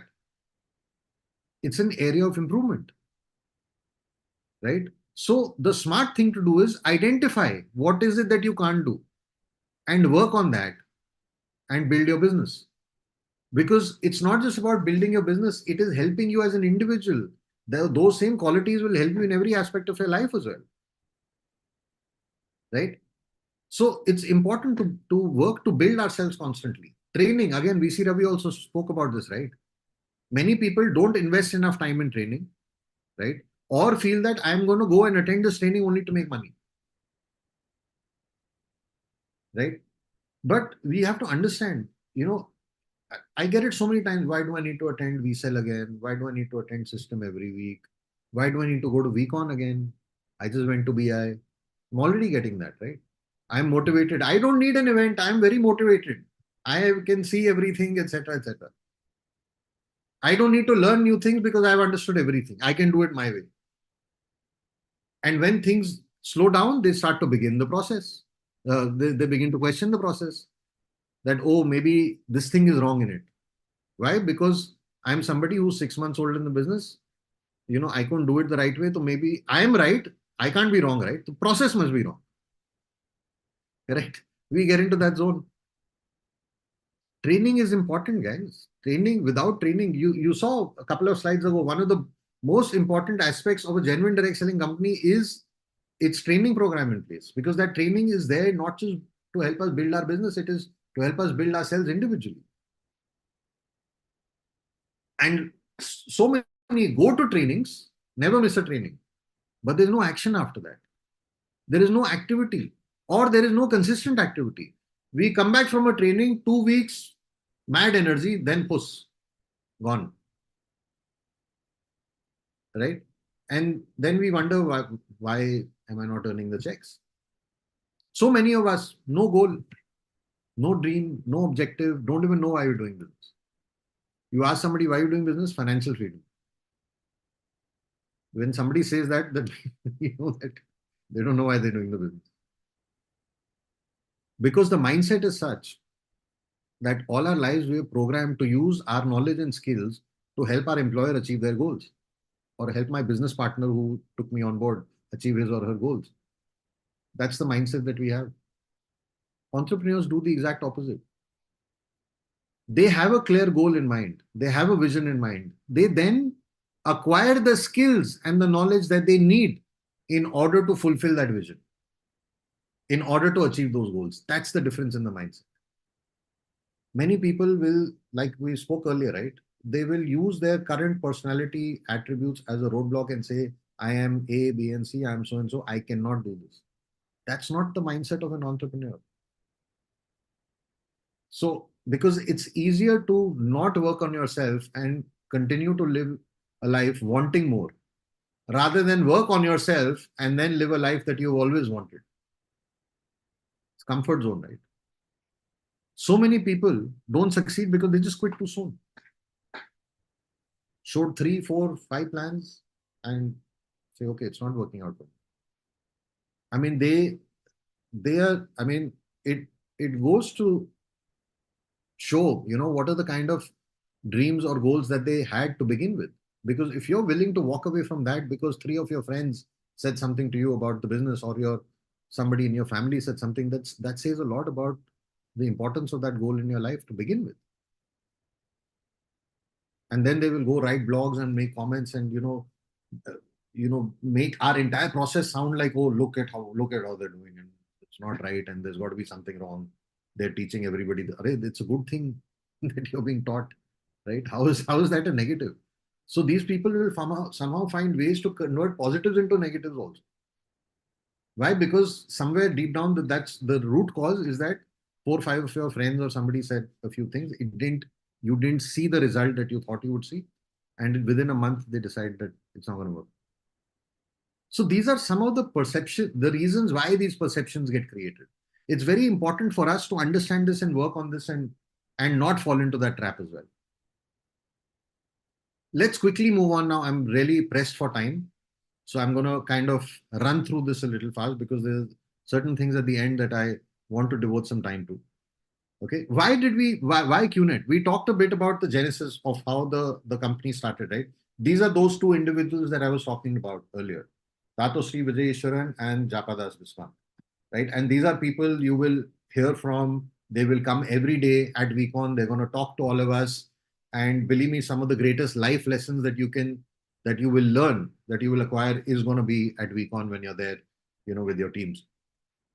So just a bit, see, any company can be defined by its leadership. Who the people at the helm, who are running the show. So our executive chairman, Dato Sri Vijayeshwaran, London School of Economics, IBM, working there. Joseph Japadas Bismarck, these are the two founders. Today, Dato Vijayeshwaran, he has his entire profile on the World Economic Forum website. Okay, so he's a keynote speaker. Every single year he's invited. Typically, this happens in Davos, right? Every single year he goes and he talks about some subject or the other. So he's somebody who rubs shoulders with the leaders of global industry, not just in Malaysia, right? So this is an article that Forbes did on our chairman. He was recognized as amongst the top 50 philanthropists in Asia a couple of years ago by Forbes magazine, because that's the heart of the company, right? They talk about giving back. It's a company that wants to make a difference, not just in the lives of their distributors who are working with them, but in society at large, right? The Rhythm Foundation, I would encourage all of you to read a bit about it and understand how it's involved. This company has given away millions and millions of dollars, every time it has been needed, whether it is disaster relief, whether it is, as you can see over here, public health initiatives, education, and so on. Their goal is MAD. They launched this campaign called MAD a couple of years ago, which basically means, it's an acronym for making a difference. Again, an article that Forbes did on the live. These are just headlines, right? And like I said, I'm just running through them now. So we've been covered by all the leading publications, particularly from the business sector. Covers several cover stories. So 1998 is when it all began, right? Where the company acquired the official rights to distribute commemorative coins. So this is the product that the company brought in when, remember that American company had shut shop? This is the product that they had brought in. Okay, and that's how, this was the first product that the company had. Hence the name Gold Quest, because it was basically, the name kind of signified the line of business that we were part of. And within a year's time, we adopted the e-commerce platform. So we were one of the early adopters. In the year 1999, when people were still sitting down and having debates about whether e-commerce is for real, will it survive, will it not, we already went all out because our chairman could see that vision, he could see the future. In the year 2000, we formed a strategic alliance with B.H. Myers Mint. Now, these are people who have been around since 1852. Bernard H. Meyer, they have their gold mint, they have Swiss watches and so on. 2002 is when we launched what is today known as Q Lifestyle. It has several brands. This is the holiday arm of the company. 2004 is when, Bernard H. Meyer's watches also came under our umbrella. Luxury timepieces, limited edition, handmade Swiss watches, some of the finest watches that you can get. Again, this company has been around for about 52 years now. And we partnered with them, 1871, so 153 years. In 2005, in a remarkable 6 years, we hit that number of 1 million IRs. And remember, this was a time where cell phones had just come in. There was nothing called social media. There was no Instagram. There was no Facebook, right? Facebook was just an idea in a dorm room somewhere in Harvard. And year 2006, the Amesqua range also. If you see how the product lines are getting added again and, one by one across every slide that I'm taking you through. So BioDisc, which personally I feel is one of the most amazing products that the company has. It's going to be available at VCon, so you all can buy your BioDisc over there. 2009, the cheap pendant, which is a product kind of similar to the BioDisc. It created by the same company, Amesqua, which is in Germany. So these are nanotechnology engineered wellness instruments that you need to possess with you. We formed we got into motorsport. If you can see, I'm just quickly rushing through this. 2010, we got into Formula One, and we were the only direct selling company in the world that was sponsoring a Formula One team. The Virgin Formula One racing team is the team that we were sponsoring. That was in the year 2010. You can see that person there next to our chairman, Richard Branson, who was part of the launch. 2011, we got into the home care segment in a big way. The home care filtration systems were launched, and these all have NFS certification. I would encourage you to go online and read about what NFS certification is. Several rewards, recognitions by various agencies, by various industry bodies is what we have received over so many years. 2013, it sponsored the Indian Davis Cup team, and Sharp came on board, and they launched their line of home air purifiers on our portal. 2014, and there's something that I personally am incredibly proud of, and I know there are several people here who are probably looking at this and saying, "Why Man City?" So we formed a partnership in 2014 with Manchester City Football Club, and it has been one of the most successful football clubs for the last decade or so. In fact, last year we won the treble, the three big trophies that are there, and this year we're in contention for all three again. So you had a remarkable partnership with them. Simier, which is our watch brand, has a line of Swiss watches that carry the Man City logo. There's a lot of merchandise that carries the QNet logo with them. In fact, part of the reward and recognition program that the company has. So if you are a certain rank, they actually fly you where you can, and you get these VIP seats and you sit and watch the football games in Europe. So that's part of a separate presentation at some other point. So we in 2015, we started sponsoring the IFA Awards, which if you're an Indian movie buff, you would know exactly what we're talking about. Kent, which is India's largest water purifier company, tied up with us. And these are models that are sold exclusively on our portal. So these are some of the verticals that we are. So we are not a company that operates in only one vertical. So this is the QI group, not QNet, okay? QI group, which is the parent group. So if you see here, QNet is the direct selling arm of the company. And there are these other companies that QI as a whole owns. And some of them that have, which are in the B2C model, like luxury, lifestyle and leisure, they sell their products through QNet. So they are also owned by QI like QNet is. Now, if you see the evolution of QNet, these are some of the brands. We are in vacations, holidays, watches, jewelry, health, wellness, home and living, personal care, education, and so on. And then there are co-branded products, So like I was talking earlier, we have certain exclusive partnerships with these companies. So the products that they sell on the QNet portal, like if you take a Kent or a Sharp or a Cuckoo, the product that they're selling on our portal, they will not sell outside. So you could, the air purifier, the water purifier that is sold in India, Kent water purifier. You walk into a Kent store, they will not sell it to you. It is exclusively for us.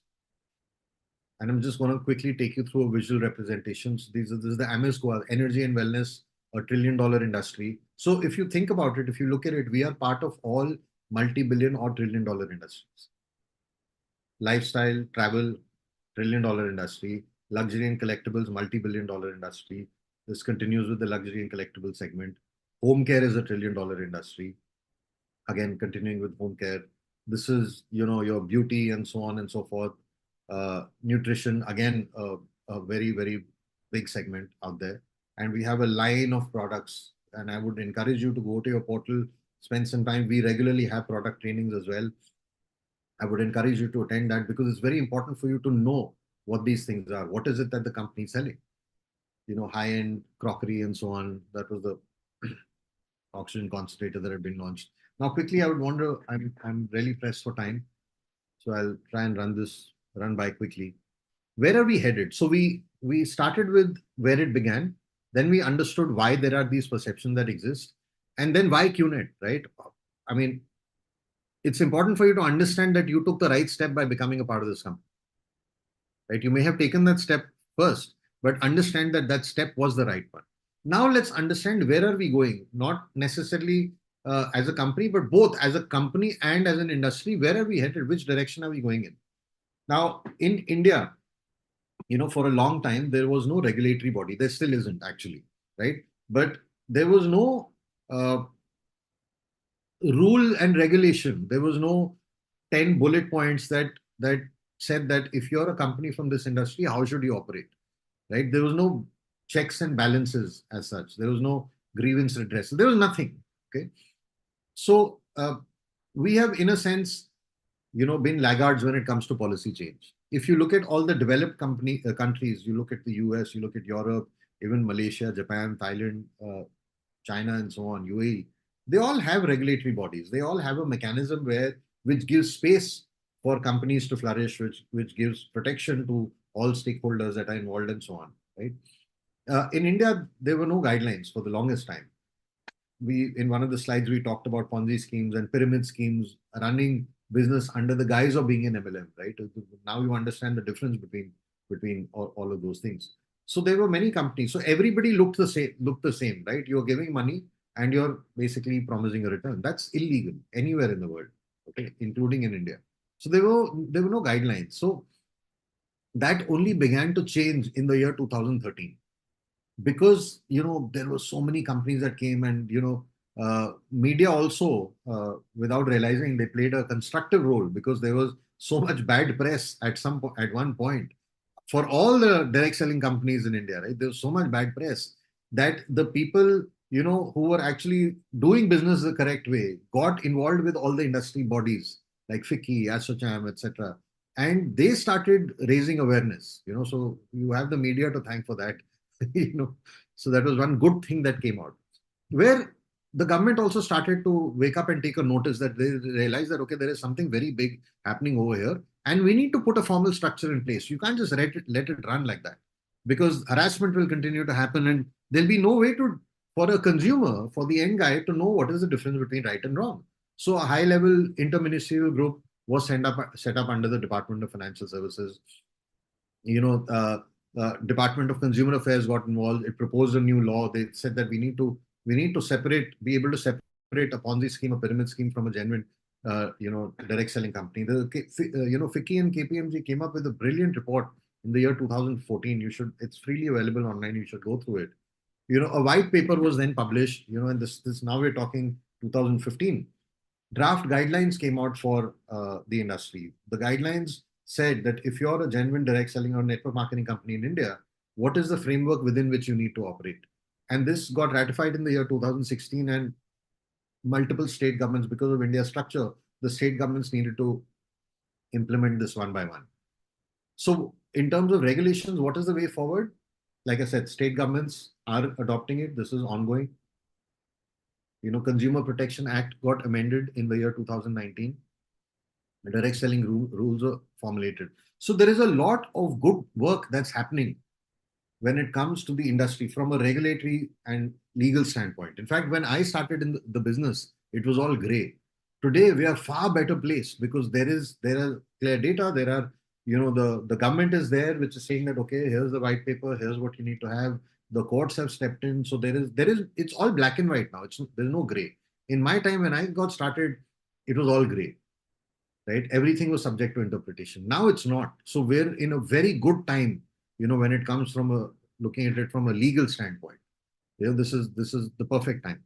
Now let's understand a bit about where, so we understood the industry, we understood the legal framework, we understood the company.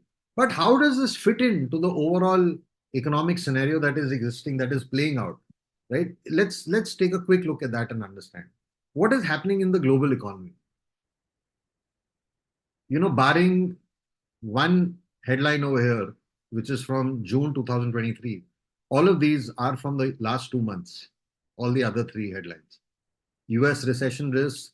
Germany, the largest economy in Europe, is in troubled waters. This is as of last month. Okay, these are not old images that I've just plastered for effect. Okay, so it's very important to filter when we all hear good things about economy, etc. But it's very important to understand. Again, like I said, read between the lines. The global economy is set for the weakest half-decade performance in 30 years. This is 2 months old news I'm talking about. So this is the reality that we're living in. If you're from India, you're kicked about GDP numbers, etc. There is another story that you need to understand. GDP is not, it is just one thing, right? Because there is a concept of jobless growth. You should read up about it. I don't want to take a session on economics now, but you should read about it. You can have a GDP grow, yet not be creating new jobs. So if you look at the slide here, you know, the Indian startup layoff tracker. Imagine there is a website that tracks layoffs. People have found many ways to monetize their ideas. 37,260 plus employees laid off in the last 2 years in 130 companies alone. That's an average of about what, 300 people per company have been laid off in the last 2 years. And this number is not going to get any better anytime soon. Okay, if you look at the sectors also, edtech, etc., more than 755 employees have been fired by 6 startups so far in this year. This is 5th March 2024. This is not an old slide. This is this month that I'm talking to you about. This is the reality of the times that we live in. Last year, we saw incredible layoffs. So while on one hand, you could say that the GDP is growing and it's all nice, hunky-dory, it's not. In the job market, it's not. Jobs are being lost faster than they're being created. If you look at the number of companies that have big companies, Harley Davidson left India, Ford left India, Citibank left India, Daiichi Sankyo left India, Holcim left India, Mitsubishi, General Motors, this is automobile, financial services, pharma, manufacturing, cement. This is across the board. This is not one sector that we're talking about. Because people have this perception that only layoffs are happening in IT sector. I'm sorry, that's not true. They're probably publicized a lot more because the IT was touted as the sunrise sector about a decade or so ago, and it is a big driver of growth. Yes, it is. India is known for its human capital, but that's not the only sector where jobs are being lost. It is happening across the board. If you look at tech layoffs, look at this. 15,000 in February 2024. And these are some of the biggest names that we're talking about. This is the reality of the time that we live in. And this is, if you look at these next slides, I'm just going to quickly run through them. It's happening everywhere. It's not just in India. And look at it, every sector. This is telecom, your mobile telephony, manufacturing, automobiles, consumer durables. You look at the sector, it's happening everywhere. GE, one of the most respected companies in the world, right? It's happening everywhere, including in India. This slide, this article that you're looking at, this was published in 2019. It was a report that came out from a survey done in 2017 and 18, 6 years ago. And at that point, it said unemployment is at a 45-year high, 6 years ago. This is earlier this month, 3 weeks ago. Unemployment rate rises to 8% in February 24.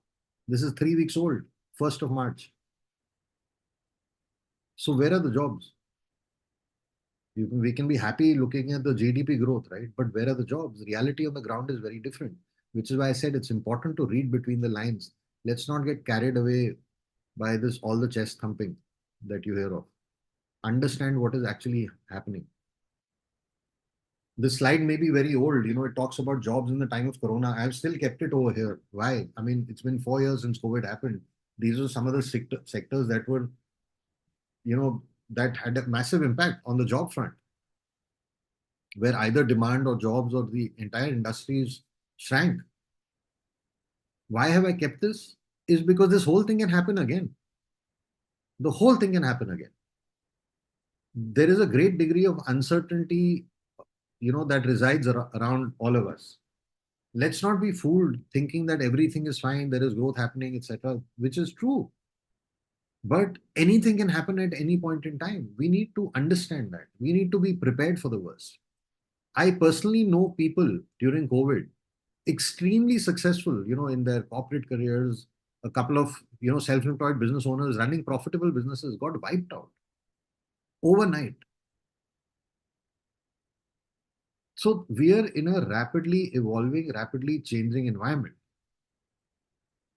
All right. And it's important for us to be prepared. What's unfortunate? Many people who saw the worst during COVID are back to living in a bubble again. The bubble got burst for them and they realized that you need a plan B in life. But many have gone back. comfort zone, back in that comfort zone. They don't realize that this thing can happen anytime. Again, maybe not COVID at that level, but uncertainty, right? It can happen anytime. Ask the guys who lost their jobs.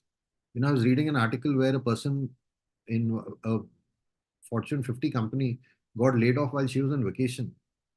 And they couldn't even send her a formal email. You know why? Because they disabled her email ID. They fired her, project manager, fired her, disabled her email ID, and they sent a mail on LinkedIn to tell that person that you lost your job. Imagine. Anything can happen at any point in time. And there are far too many factors other than economy that are going to drive that uncertainty. I'll quickly take you through these next two slides. Just glance at it. You don't have to read it. Network marketing, right? Unlocking your entrepreneurial potential. What is network marketing? Definition of network marketing. What are the key points of network marketing? So 1, 2, leverage income, independence, personal growth, low startup cost, global reach, right?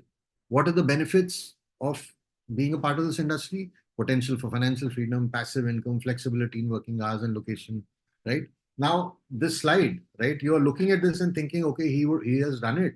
He's been in the business for over a decade, so he knows these things. That's why he's been able to do it, right? So he's talking from personal experience.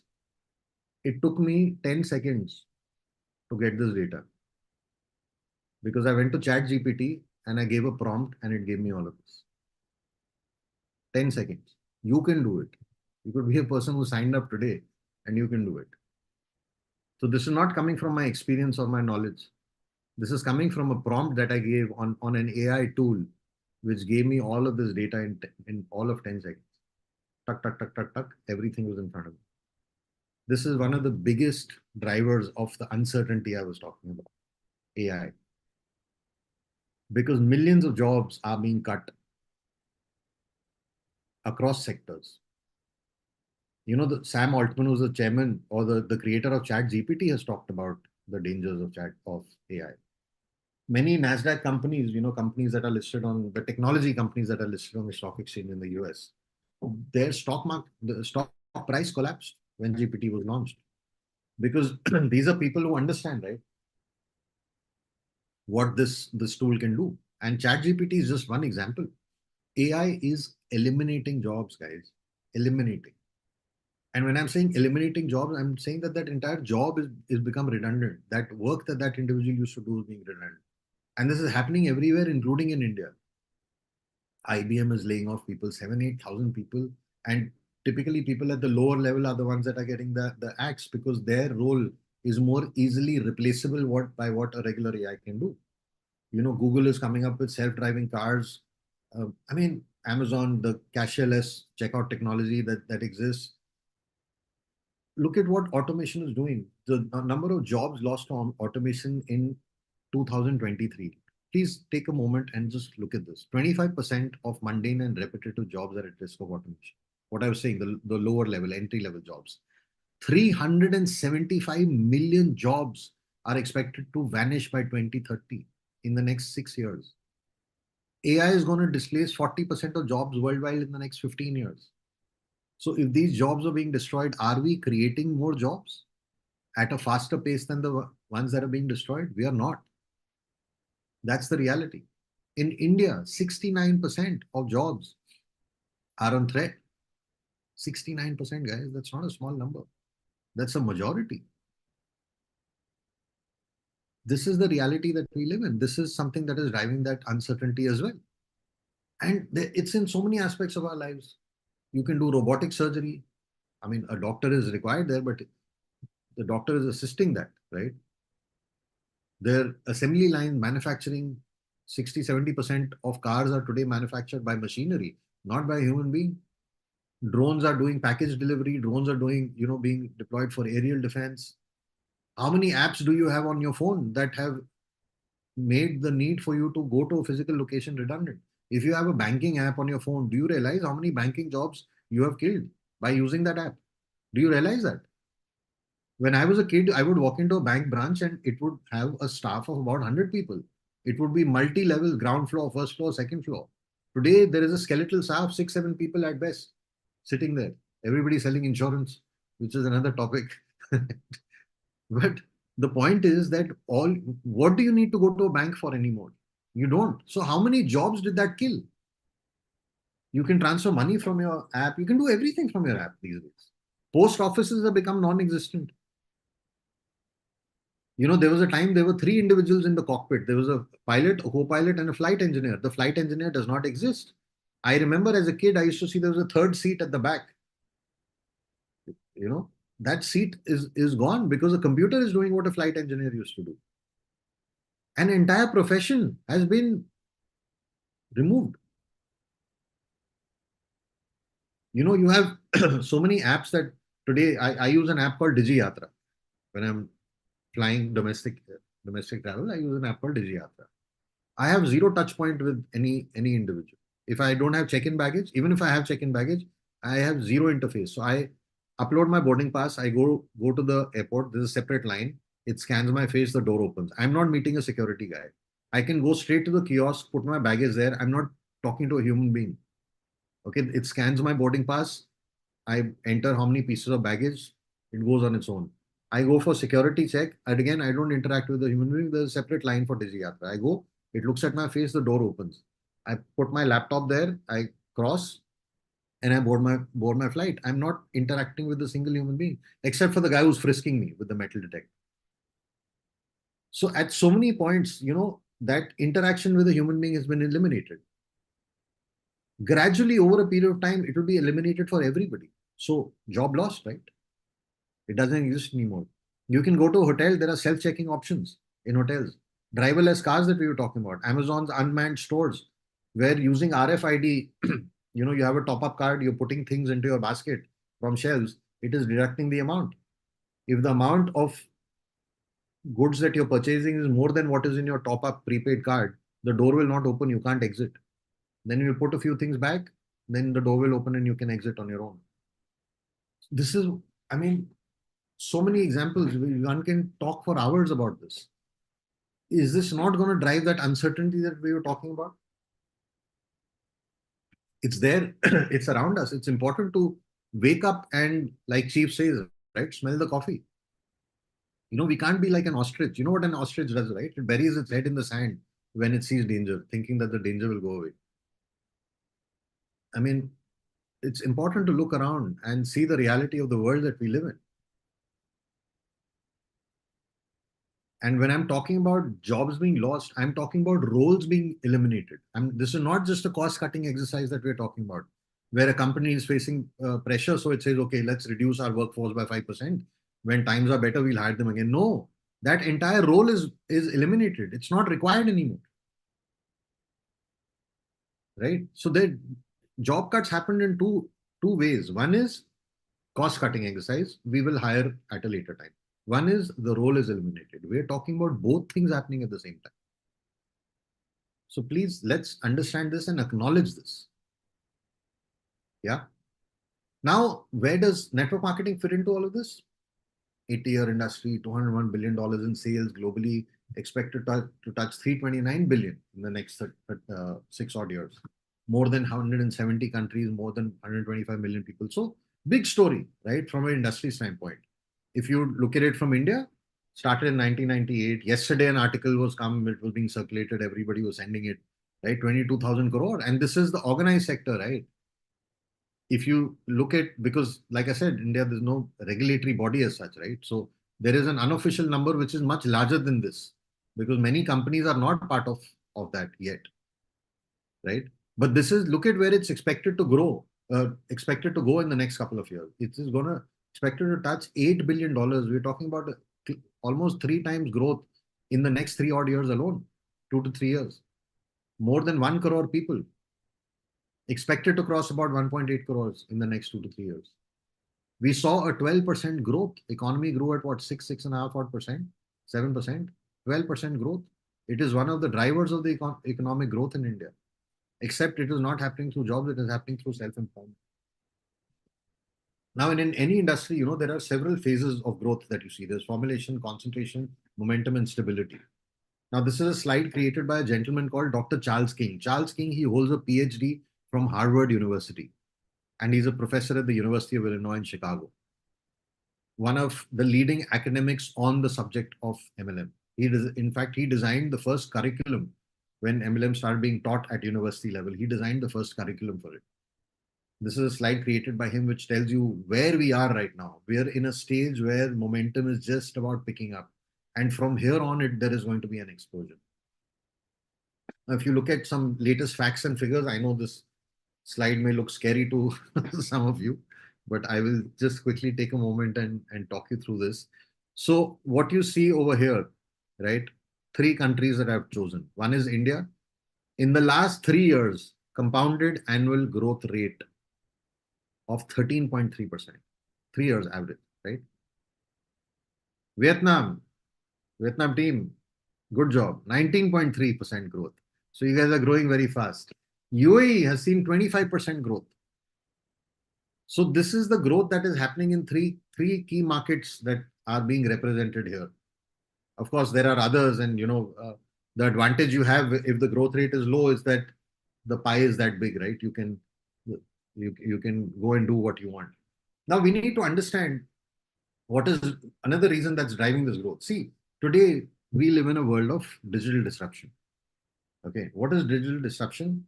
Today, how companies are valued, what are the focus areas for companies, how they go about building business in the initial few years has changed a lot. So it's not so much about the product or the service that you're taking to the customer. Companies' valuations are driven more from the overall user base or customer base that they're able to create. Okay, that is what is driving the valuation of companies. I mean, you look at a company like Reliance, such a valuable company, created so much wealth in India. It's a 50-year-old company, and in 50 years, it took it that much time to reach 200 billion. Tata Group, for example, is a 150-year-old company. I mean, they've been partners in building the nation, right? Look at the kind of physical infrastructure that they have, the physical assets. Yet it took them 150 years to hit a valuation of $311 billion. India's GDP was about $3.75 trillion. Now let's look at the growth of some of the companies in the digital disruption area.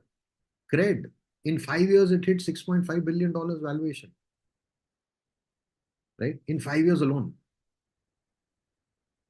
Sorry, I'm getting messages from in service. Yeah, give me 2 minutes. CC, I'm just almost done. 2 to 5 minutes. I'll just wrap up. Cred is a company, okay, unique company. These guys, their net loss is rising every year. This year or the year that ended, their net loss was 1,347 crores, which is higher than what it was last year. But the valuation is increasing. Why? Because they're focusing on only and only increasing their user base. The revenue is increasing exponentially, but they've still not turned a profit as yet. And in 5 years alone, they hit $6.5 billion. Flipkart, 38 billion in 10 years. Uber, 76.5 billion in 10 years. They don't even own any cabs. Uber is the largest taxi company in the world without owning a single cab. So what is their product? It's a tech platform where you and I will go book a cab. Okay. Airbnb does not own any hotels or rooms or guest houses or homestays, none of that. They've now started to acquire a few, but it's a negligible percentage of overall the inventory that they have. In 13 years, they hit $104 billion. That's the kind of valuation growth that you're seeing. Simply because it's the digital disruption age, things are growing much faster than they were earlier. And we're connected to these in some form or shape. Facebook hit $1 trillion in 16 years. Amazon hit 1.8 trillion in 27 years. It would be the 12th or the 13th largest GDP if it was a country today. That's what 1.8 trillion is. Yeah. Now, how is this happening? Because the way of doing business has evolved. It's not the same anymore. In fact, Amazon, think about it, 1.8 trillion today. Do you know Amazon did not make a profit for the first 9 years? It took it 9 years to become a profitable company, but its valuation was continuing to grow. So how people are looking at businesses, how people are valuing businesses is very different from how it used to be once upon a time. Things are changing. Now it's primarily about the customer base that we're creating. Now let's quickly understand what is the vision, right? I mean, we're talking about a company, right, that operates in multiple verticals. It is important to now understand this in the larger context of things. See, network marketing. I hope now, as I come towards the end of my presentation, I hope I have been able to clear some doubts for you, right? I hope I have enabled you to look at this industry in a slightly different way than you were looking at it earlier, because that's what happened with me. Okay, so the industry is here to stay. Industry is growing. It is growing exponentially. It is gaining acceptability. In fact, by the time our kids grow up, or our grandkids in several cases over here, they will look at us as pioneers, as the people who saw and understood the vision. We will be looked at as the early movers, so to speak. Today, it's not a housewife business anymore. You know, the proverbial housewife business, and we don't want to do it, etc. Is how people. No disrespect to housewives. Personally, I think it's one of the toughest jobs that you can have in the world, running a house, looking after family. So please, no disrespect. Okay, this is not coming from me. I'm only quoting outsiders. Today, Ivy League colleges are offering courses in this industry. Companies like Unilever, Primerica, Citi, Time Warner, Warner Brothers, etc. They're all part of network marketing. Warren Buffett, known as one of the greatest investors to mankind, bought three network marketing companies, and he called them the best investment he had ever made. Today, we exist in every industry you can think of: energy, health, weight loss, supplements, water purification, insurance. I mean, the list is endless. People are quitting successful careers, jobs, respective successful professions, and going into the business full time. Why? Why are they doing this? Because they have seen the vision. They understand that this is the future. And it is giving them the rewards that they wanted. It is just a better way. It is helping them create that leverage that they were looking at. The strength of our model is the people and the power of e-commerce. I mean, nothing can beat that combination when it comes together. Because we have to understand, aggregation is the future, right? You look at Oyo, Zomato, so many countless examples. I don't want to spend time talking about that anymore. Products will come and go. You may look at this and say, okay, this is only 6 verticals. Well, that will come and go.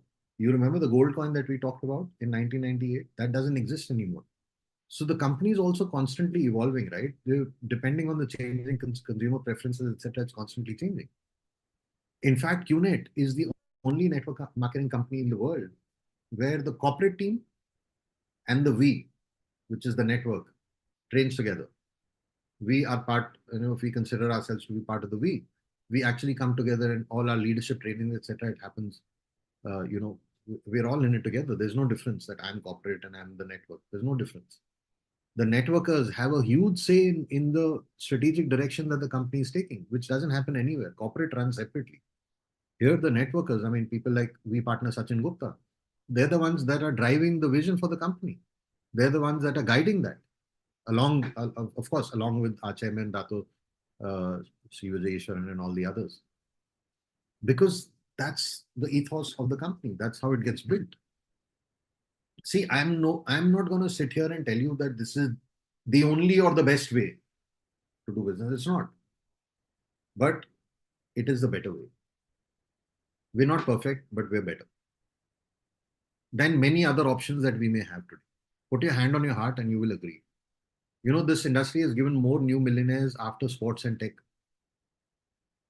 Because, the average person does not have too many options. We have lack of funds, we have lack of time, we have lack of knowledge, we have lack of skill, we have lack of mindset, we have lack of ideas, but we want to do a business.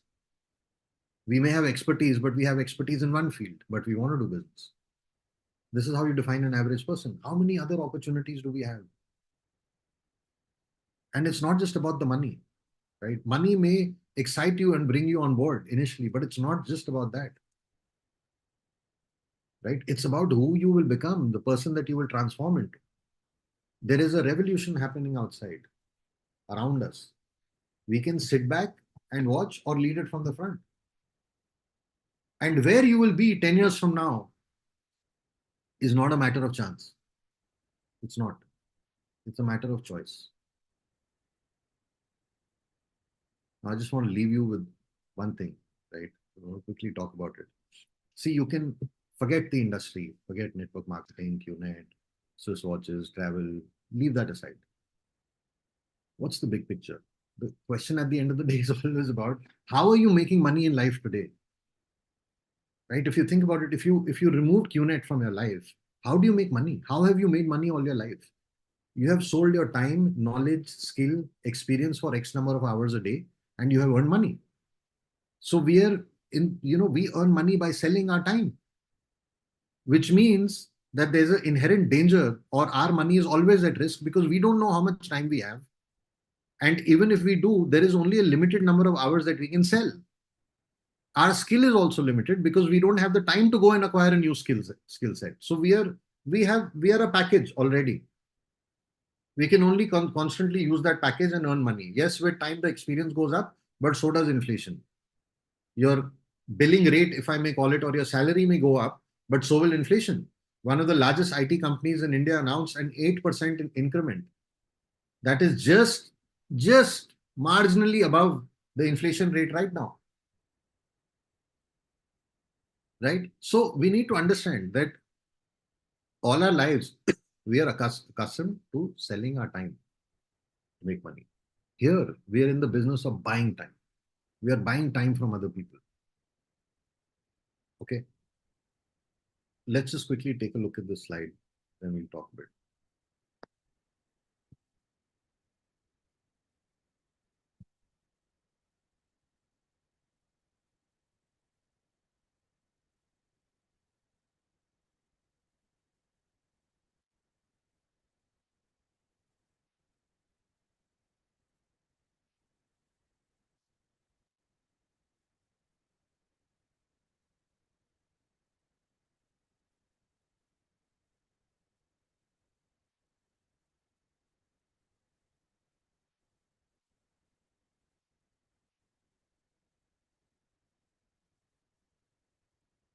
So that red clock in the center, that is you, that is me, that's every single individual over here.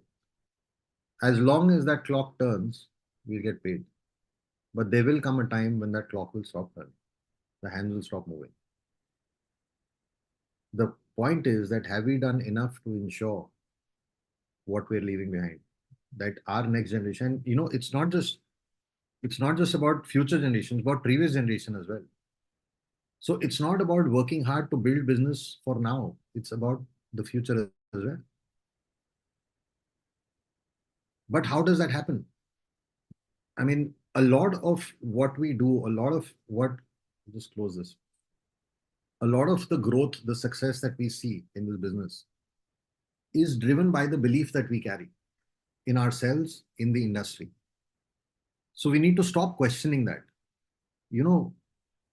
The only reason we are here today is because God wanted us to be. It's a master plan. We are here for a reason. Why is it that only we are here and so many others are not here? Because God wanted us to be here. So if God chose us to be here, let's not doubt him. Okay. Whatever knowledge that you have acquired today, it's very important to put it into action. VC Ravi also spoke about it in the beginning, that you may acquire all the knowledge, but what are you doing with that knowledge? It's very important to use this. It's very important to use the belief and put it into action. And we need to ask ourselves, what is my next goal going to be? Because my action is going to come from where? My action is going to come from a goal. And if you think this 1.5, 2 hours that I've spoken to you, if some of you feel that, okay, yes, I think I believe in this a little more, the greatest place that you can borrow that belief from is next month in WeCon. And the time to act on that is now, guys. We can't continue to wait. The world is moving. If you're even standing still, you're moving backwards. The world is moving forward. It's important to pick that goal and do whatever we can to achieve it. All the knowledge has to be translated into action. Knowledge in itself is not enough. Applied knowledge is power. Knowledge in itself is not power. It has to be applied. And there's only one way it can be applied in our business, in activities, in gunning for that goal. So as I leave you here today, I would want you to think a minute about what is that goal that you're going to be working for. So thank you very much. I'm sorry, CC in service. I know I overshot a bit, but thanks everybody and take care. And I will see you all soon and at WeCon, of course. Take care. Bye-bye.